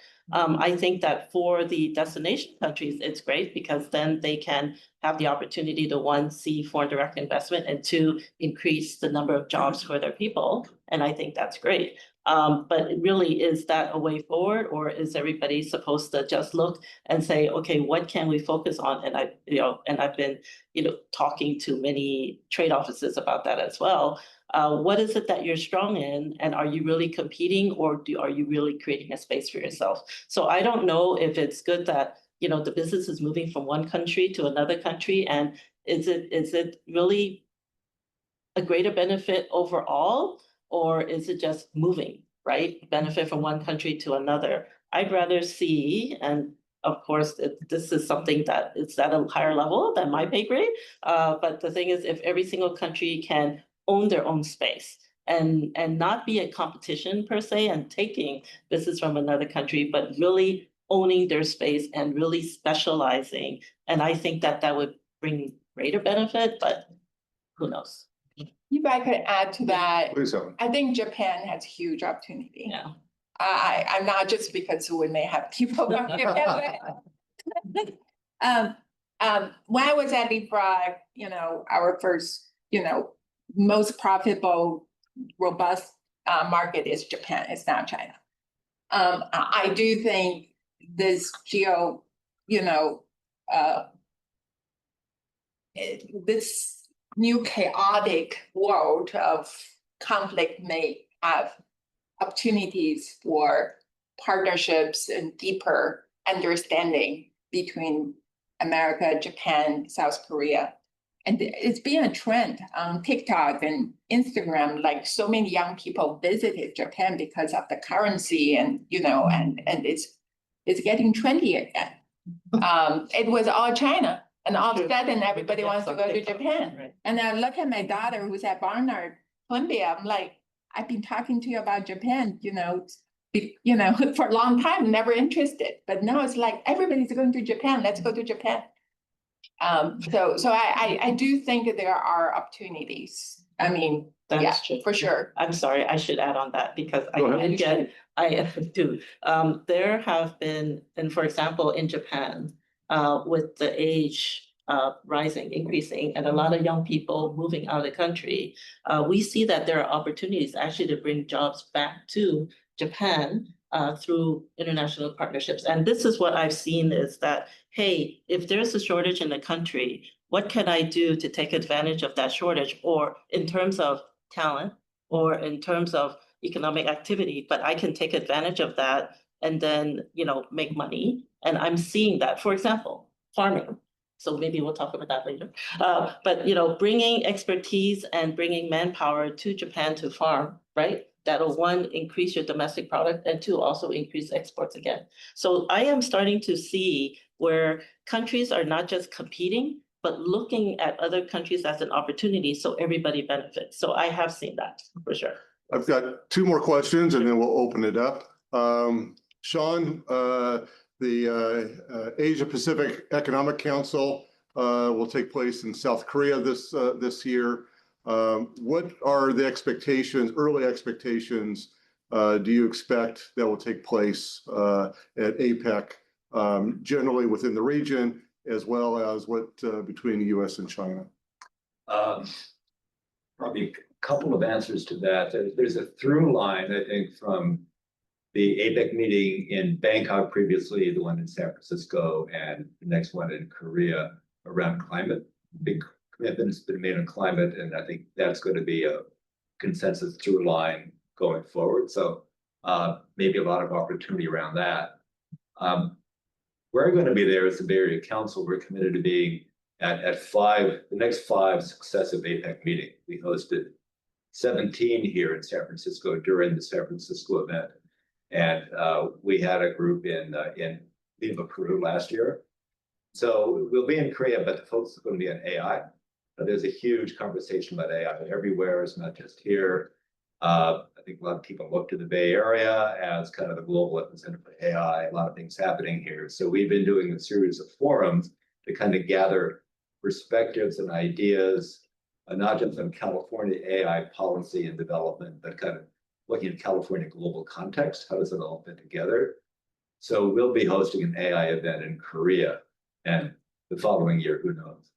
I think on China, I think a lot depends with the U.S. Like, who goes? I mean, would President Biden go? Would President Xi go? Would they meet together? It went pretty well. A year ago, they had the Biden-Xi meeting, and they got the San Francisco spirit and all those good things that people don't talk about much now. But the fact that they met, and that our governor Gavin Newsom he traveled to China a few months before, personally met with Xi, encouraged him to come. Xi came. He said, "Okay, California is the place to be. We'd like you, please come." And something happened. And so we'll just have to see this year. Will Xi go? Will Trump go? Would they meet? I think it all would turn on whether they're going and if they get agree to get together. Well, we're just 100 days in the current administration. Will be over another 100 days before then, and who knows what we'll be seeing then. That's 1,300 to go. And 2027 for APEC is China. Is China, exactly. That's a very, very good point. And the Olympics, which will be very interesting to see, where the relations are with that, and the World Cup. I mean, China will not field a team for the World Cup, but China has been investing significantly in soccer. It'll be interesting how many tourists are going to come from China to the World Cup, whether that's Canada, U.S. or Mexico. So Sean mentioned the infamous 2 letters, AI, and so I want to get your take, Helen, on what does AI mean in the U.S. China relationship? Where are the opportunities? Where are the challenges? And then I'll just turn it over. That could be a whole 2-hour discussion, but just what comes to the top of your head when it comes to AI? It's a real arms race. I mean, face it. And I think at the end of the day, China is sort of ahead of us in terms of applications. And it, all your faces are recognized. When I was invited to this big town, everything is by the face. If you are registered as, official, they use their face to open the doors. They use their face to get access. Robotics, because they have been running factories. They have been doing lots of things. So there are things they definitely are already doing better than we do. Even we have a better chips, even we have a better models, or we have more sophisticated models. But our biggest strength is really our influence. At the end of the day, I ran a podcast called Data AI People. So basically, my thought is that without data, there's no AI. Everybody knows that. But without people, there is no purpose for AI. Okay, interesting. That's interesting. I misspoke. Vietnam in 27. Sorry. Oh, Vietnam. Okay. APEC is city. I don't know what. So I think the real race and the real long-term win for the United States is our influence in terms of the culture, in terms of the sports, in terms of our ideology, in terms of how we raise our next generation, and in terms of our higher education. That's why I created my passion right now is the AI concierge for high schoolers and families, because without people, there's no higher education. And higher education is our national treasure. So I'm very devoted to using AI to revive the economy of higher education. Just my 2 cents. No, that's valuable 2 cents. Any questions on Zoom before we open it up? Yeah. Not yet. Okay. All right, I've got more questions definitely, but I do want to open up the conversation to the floor. So please introduce yourself and pose your question or give us, this is also, a town hall. So question or comment. My name is Stephen Huang. I'm president of San Francisco Association of Realtors. So thank you for being here.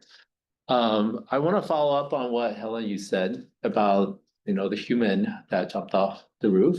So you called him a human robot, but I think the future of manufacturing is robotics. And so what is the US's advantage over China and other countries if robotics is the way to go? Like, do we have enough infrastructure to support that? I think that's our hope. Our hope is that we don't have to go back and copy China and compete against China for manufacturing. We're going to leapfrog China because the future of manufacturing and assembling is more like Japan versus China, because things are, you look at Toyota and all that, right? So I think you raise a very, very good point. And there is one thing everybody missed about NVIDIA. So Jensen Huang already created this World Foundation model for robotics, and he introduced it at CES, and he reintroduced it at their conference, and nobody talked about it.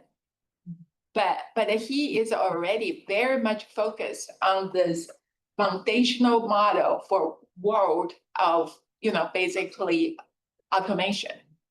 And then that's where the advanced chips, and that's where, Apple could train Foxconn to manufacture for Apple. Apple could train Luxshare to manufacture for Apple. Apple is the most efficient operational company in the world. It's not the Taiwanese company, it's not the Chinese company, it's Apple. So that's what we have. And so hopefully that answers your question. Yeah, can I ask a follow-up question? So, the emphasis on manufacturing, what are we manufacturing? Who are the consumers? Are we manufacturing to the demands of 10 years ago? Or have consumers changed? And what do they need in 10 years? And are we going to be manufacturing to that? That's probably beyond my pay grade. For anyone, really. I think it's a great question. I think I wouldn't say manufacturing by itself. I would say is how you manage the supply chain. I think lots of things can be assembled with 3D printing and all that. And right now people are printing their houses, right? Yeah. So what I'm saying is logically manufacturing or assembling should be closer to the end user. Yeah. And it make it far more efficient than doing all this manufacturing, ship it on the ship, bring it here, put it in the inventory and wait for the Black Friday. That's not necessary. Too slow. Yeah. I will say that, David Kaufman here with Nixon Peabody and I, when we were at CES and we had a conversation and, the world's largest technology show in Las Vegas in January, and fewer and fewer Chinese representation really noted kind of the lack of innovation. It really was. I mean, you've got, innovative US companies, European companies, South Korea and Japan, but that Chinese innovation was really lacking, has been lacking, well, COVID, of course, but certainly last year is still, hasn't had that innovative edge of manufacturing designing for the future. And it kind of shows where the innovation, leader may be. The other issue is the people connections. I think, the fact that visas are harder to come by. I think that, to the point about, the World Cup, if anyone will show up, walk around San Francisco. We used to have a huge amount of Chinese tourists going through San Francisco every day. I don't know when that's going to come back. And I think that that's going to hurt shows like CES, other kind of things, so that interconnection between America and China is, those people-to-people connections, including education, is really something. So David, are you suggesting that the innovation is there, it's just not coming because of logistics? Well, I mean, I would think that, I'm not sure I agree with Aaron entirely with innovation. I mean, I was just in Frankfurt, Germany, and you walk down the street in Frankfurt, what do you see on the street corners? Electric car companies. Yeah. Now they have tariffs. Yeah. Like I don't know what the tariff is on the top of my head, but but they're tariffing it. But the electric car companies can compete because BYD can sell has a better car than, sorry for you, than Mercedes or BMW. Yep. And they can sell it cheaper in Germany, even with the tariffs. Yeah. And so I think that in some areas, I think that we are behind. Right. Other areas, we probably are farther ahead.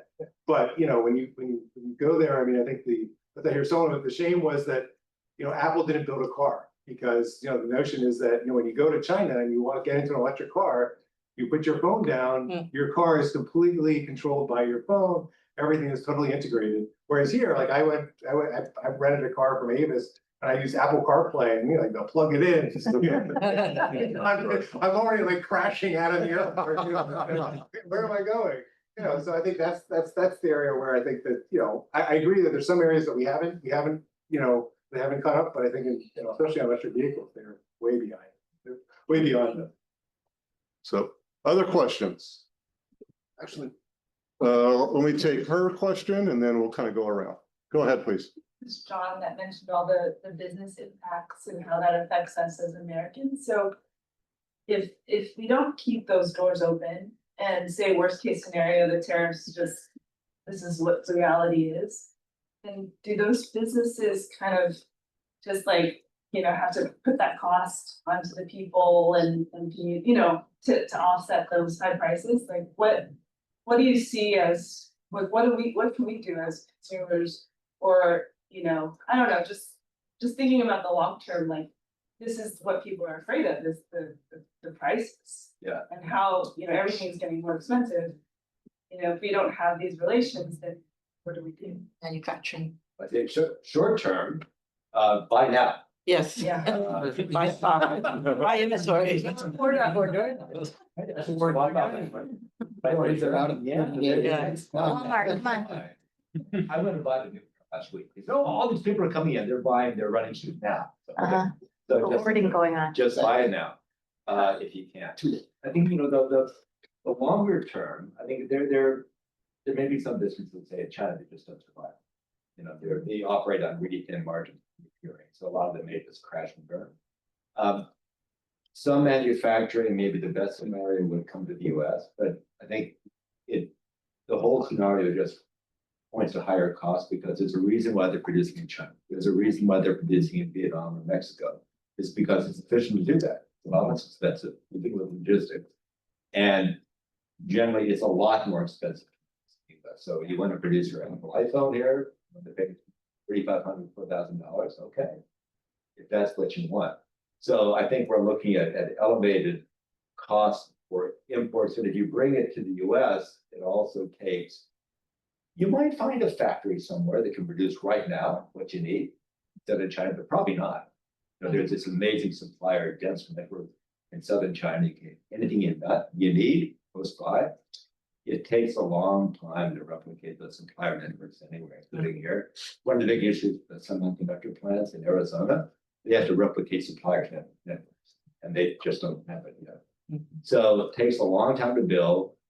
If you need to build a factory, you got to buy the land, you got to build a factory, you have to get equipment. Actually have to have a trained workforce, and we have a shortage of manufacturing workers in this country. People don't want to work in manufacturing facilities anymore. And to fix that. So this is a long-term thing. And so I think we're just looking at we don't know the level elevated prices for a long time, and how much importers and exporters can absorb will depend on the tariff level. You know, if they're 10%, okay, they can negotiate, maybe they can absorb that or a lot of it. If it's 60% or 145%, no, they can't. That's going to come straight to you. So I think it's just going to settle out country by country, China being just one, and then on the tariff item too. Anything to add before we take this gentleman's question? If I could add to that, I felt like these CEOs of consumer packaged good companies or electronic companies, they were paid so much, they should sort things out. What I'm trying to say is, I see people talking on Bloomberg and, you know, thinking about manufacturing, worrying about the outcome. I feel like economy is always going to be the supply and demand. Yes, there are tariffs and all that, but knowing that as a consumer, what comes to our, you know, dining room table, or what we're going to wear, or what we're going to drive, eventually it's going to be worked out by these, you know, conglomerate, you know, people who has responsibility to sort things out. I would not lose sleep over tariffs. Okay, interesting. I think so. Sir. Question to all the panelists. Given that these tariffs affect not only China, but also a lot of long-term allies of the United States, what are the chances of China potentially realigning with some of them? But from an economical standpoint, let's keep the geopolitics out of it. They already are. I mean, we already heard, you know, they're buying from Brazil instead of USA. Our farmers are already complaining. US AID is like, you start the first week, he said, you know, we're stopping USA, right? AID. And so the first group of people that complained, his constituents, were all the farmers. We can't sell our product anywhere else because they're all in US AID bags. Okay, well, call Elon, fix it. And then so he's trying to fix it, but oh no, you canceled all the contracts with all the logistics guys, so you can't even ship it, even though you can sell it now. So there's a lot of problems out there. And I guess my tangent. The repercussions for the United States in the long term. Yes. From that perspective. And okay, Brazil is one example, but I'm from Canada originally. I heard talks about Canada all of a sudden start talking to China and India. Yes. Haven't done it for a long time. Yes. Now they are. And if they start trading, like let's say in agricultural sector, yes, in my mind, that's a big effect. It's huge. And it's probably not coming back. Right. But I would like to hear, yes. There may be, probably at least two angles in there. Yes. One is the US really has not been active for many, many years in developing new trade agreements around the world. Right. It really went into strong reverse at the beginning of the first Trump term when we pulled out the Trans-Pacific Partnership. And looking at China, you know, arguably that might have been our best chance at kind of aligning the Pacific economy around the US, around US trading values and standards, but we didn't. They went forward without us. China now would like to be a member of that. The United Kingdom is a member of that. But, you know, we're kind of on the outside of this trade agreement world. Has been lowering tariffs. So we haven't been pushing our interests in there. And now we seem to be, at least at the moment, stepping outside of that entire conversation. So I think one possible track is, to the extent that we step out of all of that, the rest of the world aligns with each other. We're not part of that. And that redirects trade in a lot of different directions. But not with us. And we're not setting those standards. The other thing with China, I think on the one hand, it's think there's an opportunity for China right now to kind of step into the void.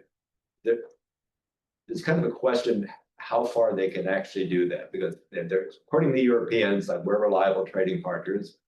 Good case to make, I guess. And there's a lot of awareness in Europe of the China market. They're really tied in very deeply, especially Germany. But then there's a wariness, like, do we really want to jump into China? We're having a real problem with the US, but do we want to go from the frying pan to the fire and sort of deal with the Chinese now? And they have, their own tariffs on Chinese electric vehicles and things. And I think you may see that also in Southeast Asia too, where she was just down there saying, work with us, we're reliable. And I think there's maybe more openness to it there. There's a lot of dependence already, but the same kind of wariness. Do we really want to jump into Chinese now? Or, we don't want to align with anybody. So I think there are a lot of strong imperatives that China can use to kind of step in the void, but they may not be able to take complete advantage of it because not everybody really wants to be aligned with China either. It should be noted that Hillary Clinton also opposed PPPs. Yeah. So we were not heading into, there was no bipartisan support for trade deals in 2016. It was a labor union. Yeah. I personally think that for China to take the role of US as building the allies is premature. Because if you look at China and if you sit down with Xi, his biggest concern is what's inside China. His biggest concern is not what's going on around the world. He just doesn't want to bow, because if he does, he loses his respect out of all the people. Yeah. That's all it is. It's just a posture. Yeah.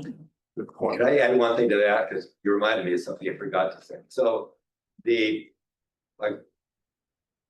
a lot of ways that the negotiations, the tariffs affect China, but I kind of suspect that Xi Jinping actually doesn't want the fight, because there's all these issues in the Chinese economy.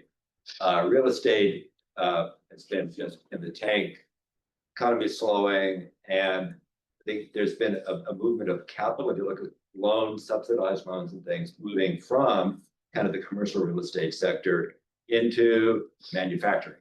And so they're doubling down now, she is, on subsidizing critical technology sectors, but also really pushing manufacturing. But the market isn't that good in China, so what do? They have to push manufacturing or exports out of China.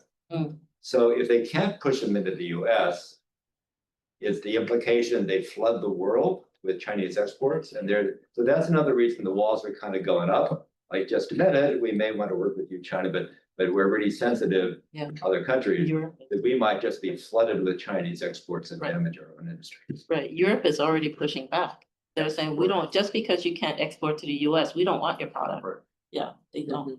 It's gonna hurt the market. Lawrence, please. I mean, certainly, just one comment, then a question. The comment, I guess, is that, I mean, if there isn't a U.S.-China deal that significantly reduces the tariffs to something that's not prohibitive, which is now, for many products, it'll be prohibited. So there will be empty shelves, there's no question. Then we will be in a recession by the end of the year, and so will China. Right. So that puts a lot of pressure on both leaders, right? So and that's what the market expects. That's why the market's going crazy, right? So that's kind of a certainty. And so I guess a lot of people in the market, I certainly would agree, that there's probably going to be a U.S.-China deal, not a full deal, but something that is going to reduce those tariffs significantly by mid-year. Because otherwise, we're all in big trouble. And my question actually has to do with trouble for Silicon Valley. So on the tech side, so you mentioned reports, Sean, and there's going to be a lot of pain there. Helen, you mentioned Apple, and there's probably a good reason why we're not manufacturing paint rolls, right? I mean, that's the last thing I'd want to see is an American make that, right? Who wants to see that? So the tech sector, how are they being impacted by this conflict? Are they hurting? Obviously, Meta and Google aren't in China anyway, so maybe it doesn't really affect them. It does obviously affect Apple. You mentioned startups. And also, Aaron, I wanted to ask you to also weigh in on this. The VCs folks, and some of those have influence on Trump. I mean, obviously Meta and Google don't seem to because they're getting sued. But obviously Andreessen and others do have influence on Trump. And I'm also very interested in kind of how to pressure Trump, right, to actually get up to a deal. How are they being impacted by this, and what kind of pressure do you think they would put on the president? The companies that are in China, obviously not Google or Meta, but say like for Apple's or your Intel's or Cisco, of the U.S. companies, Qualcomm, Tesla, they're probably increasingly vulnerable. They're already vulnerable to really intense competition. Chinese companies who are really good, and they're tolerated by the Chinese government as long as they contribute to the Chinese government's objective. And then they're kind of dispensable. But I think probably any major U.S. company in China is probably vulnerable now to political pressure, let's say. And I think that's part of the concern. You see executives of foreign companies being arrested or monopoly investigations of foreign companies. So, that's one tactic or tool the government could use to retaliate against U.S. tariffs. And the government has already said, that, well, maybe we won't allow U.S. films to come in, or maybe we're not going to buy Boeing aircraft anymore. So if you're a technology company and you're in the China market, then you're vulnerable to all of that. But I think part of it is also they're reacting in the stock markets about why the tech companies, they plunge with everybody else, maybe deeper sometimes. I think they're seeing the risk of like a national U.S. recession because of tariffs or maybe a global. So most of those companies, most of or the larger part of their global income is coming from overseas and not from U.S. market. And so I think they're seeing, depending on how the tariff wars go, if the U.S. market goes down, if the global market goes down in a recession or something like that, then that just shrinks the markets. So I think they're affected at kind of a universal level. And then in China, if they're there, they have particular vulnerabilities. So tech is the only reason China is China today, right? Hacking?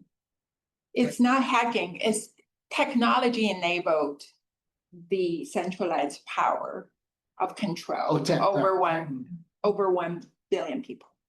Without US, without tech, without everything we used and then copied over and used on the other side of the firewall, China wouldn't be China today.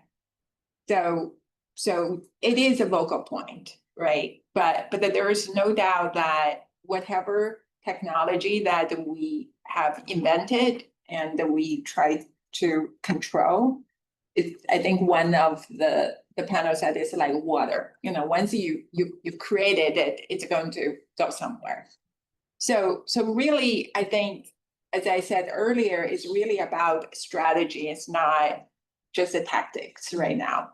And I know there will be pain. There's concern about recession. I'm not, kind of say, don't worry about it. Of course we'll worry about it. But how much tech is going to be affected by, the tariffs and geopolitics and all that, I think is very much affected. Because, Google could never be on the other side of the firewall. There is, Yahoo, a Chinese copy of it, right? Facebook never made it because, WeChat is a super app and they just kept us from going over there. So I think the Silicon Valley and, Bernard Kostler or Andreessen, they are very much, thinking, Peter Thiel, they're very much thinking about this. What's the answer for that? I think it's just that we need to understand the other side doesn't play the game the way we play. We play with good faith, we play with trust, we play with, credibility. The other side may not care as much. I don't think any of those three adjectives applies to our current president. But I would take him, like, is it like a U.S. China thing? Is that Trump Xi thing, or is that truly U.S. China thing, right? Yeah. Whoever sits in the White House doesn't necessarily is United States of America, it's just a person in the White House. So anyway, I think tech is going to be front and center, very much the focal point, you know, more than food, more than anything else. You think they will be or will not be? Will be. Will be, yeah. 100%. Darlene? I mean, I think it started not now, but already during the first administration where the US was saying, I don't want Chinese money coming and investing in all these, you know, innovative technologies. And yes, we don't get the money and it doesn't grow as fast. But on the other side, if you don't let the money come in, China's going to start competing and start developing their own technologies, and they're going to be competing with you. So regardless of how you look at it, we're hurt. We're hurting, will hurt. No, it's really a double-edged sword in my mind. Before we take your question, let me answer. I've had 2 US-based startups had operations in China, tech startups. And going back 15 years ago, there's still the word of reciprocity. You know, there's still the issue of we let Baidu, in my opinion, it's a good thing. We let Baidu, I mean, Huawei had 12 R&D facilities, I think up before COVID. That's good. You know, we got a lot of Chinese companies here with R&D. Some of them are commercialization. WeChat is here. I think that's good. You know, TikTok. Yeah, TikTok. You know, I'm a you know unapologetic capitalist. So you know, if you don't like TikTok, then don't download it. Is my opinion. But so you know, that's my opinion.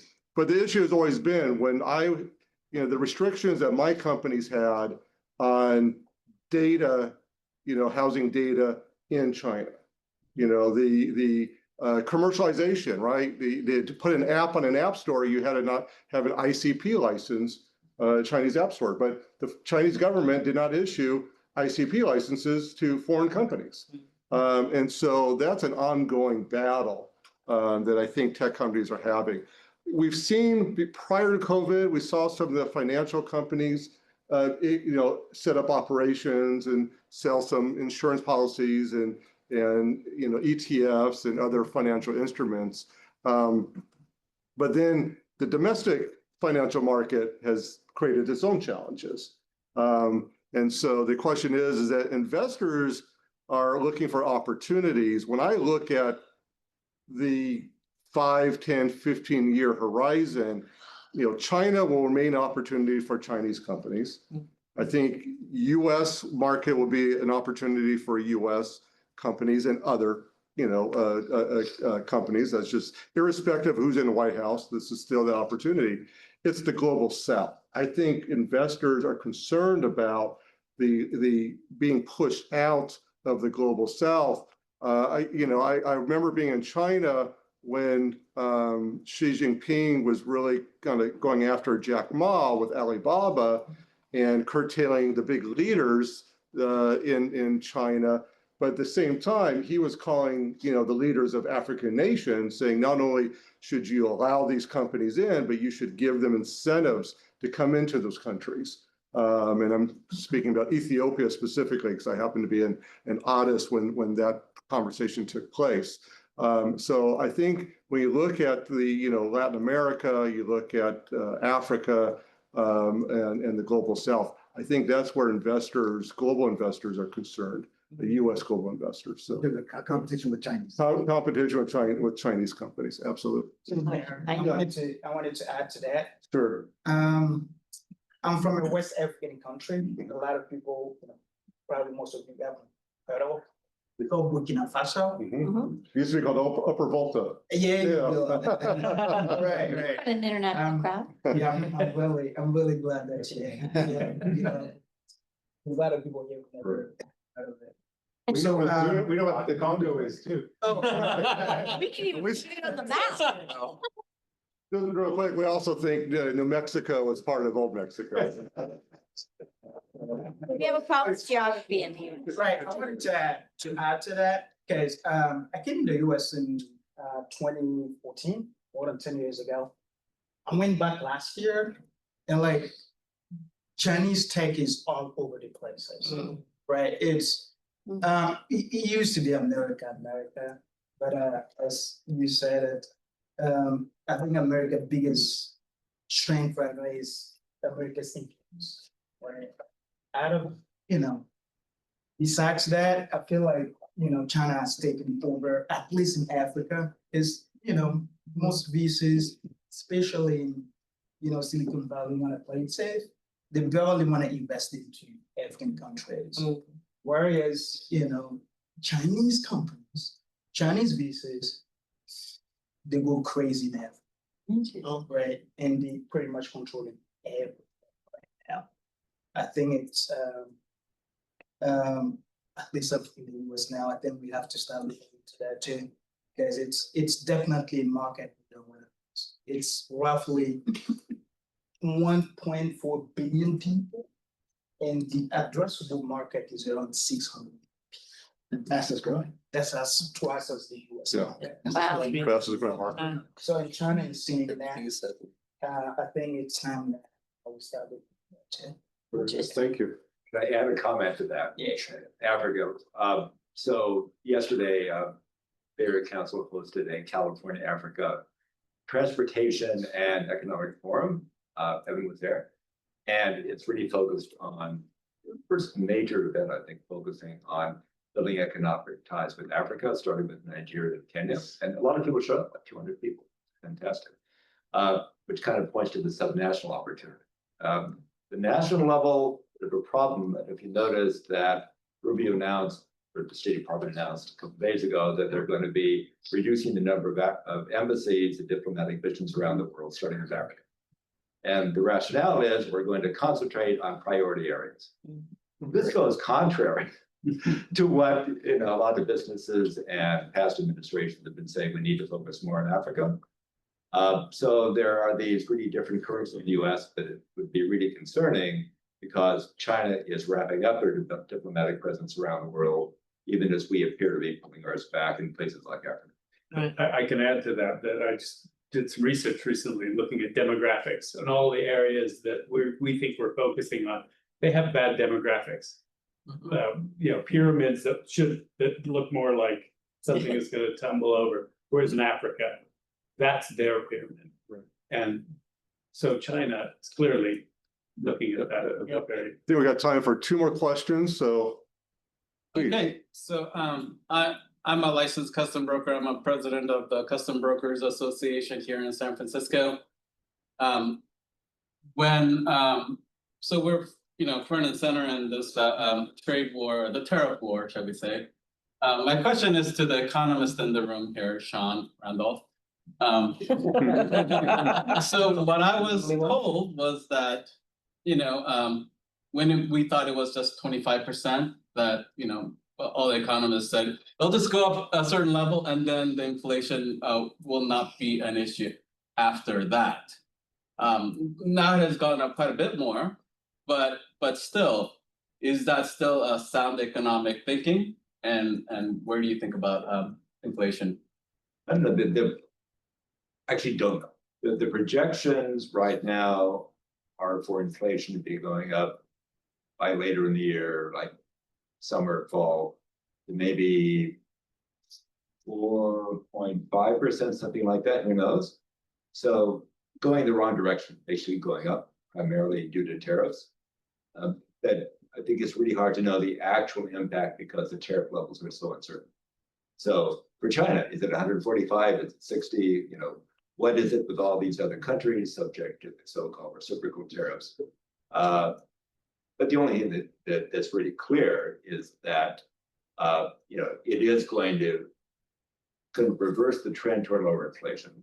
It's going to raise inflation levels to levels we really can't predict. That the latest estimate, for what it's worth, is up toward 4.5% by the end of the year. Yes. No questions from the Zoom, No but questions. I have a question. Please. And thank you to our hosts, the San Francisco Association of Realtors and the business council you have here. So Thank you. Yes, your question, you get the last one. Yes, thank you. So we know that there is a lawsuit that Governor Newsom and General Attorney Planta is pushing for right now. I'm curious, what is the temperature on that? How are we looking? What is the chances of getting the outcome that we want? And is there anything that we can do as consumers, as merchants, to help support that lawsuit? So any trade lawyers in the room? I mean, the Trump administration had a bad day today when it came to moving their policies forward. You know, there's a number of injunctions not related to that, but just across the board. Yeah, So I think the big issue is that if you look at the Supreme Court from a philosophical perspective, you know, the same concept of, you know, the president being able to take this very narrow statute and enlarge his power. You know, Biden tried to do that with student loans, and the conservatives on the court laughed at that. Yeah. So I think people are, you know, under this whole idea of material question, the idea that, you know, that you can't take, even though Biden had the power, according to the statute, to do what he wanted to do. But basically the court said, wait a minute, no. You're making something that's have a huge impact. You have to go back to Congress. So I think that's, you know, when Gavin says it's a slam dunk, he feels like if they vote, if the justices vote how they voted with the Biden, it's a slam dunk. But, you know, reading the Supreme Court is a very dangerous, you know, game. But it's a, you know, it could go down. And I can tell you that, you know, talking to some people on the other side of the aisle, on the Republican side of the aisle, they're hoping it happens because they don't want to come out against Trump, but they don't like the tariffs. So this is kind of be, you know, a secret way out to say, oh, yeah. Crazy California. so it's a good question. I think it's telling that I think there are 26 states, 24 states that are party to the lawsuit led by California. I think it's telling that California is leading that charge. I think it's to be seen, but it is telling. Thank you to everyone. Thank you to our speakers. Thank you to the host. To be continued. Thank you. Hopefully, not too long. Not too long.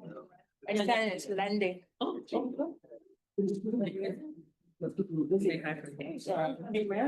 your little one? Wow.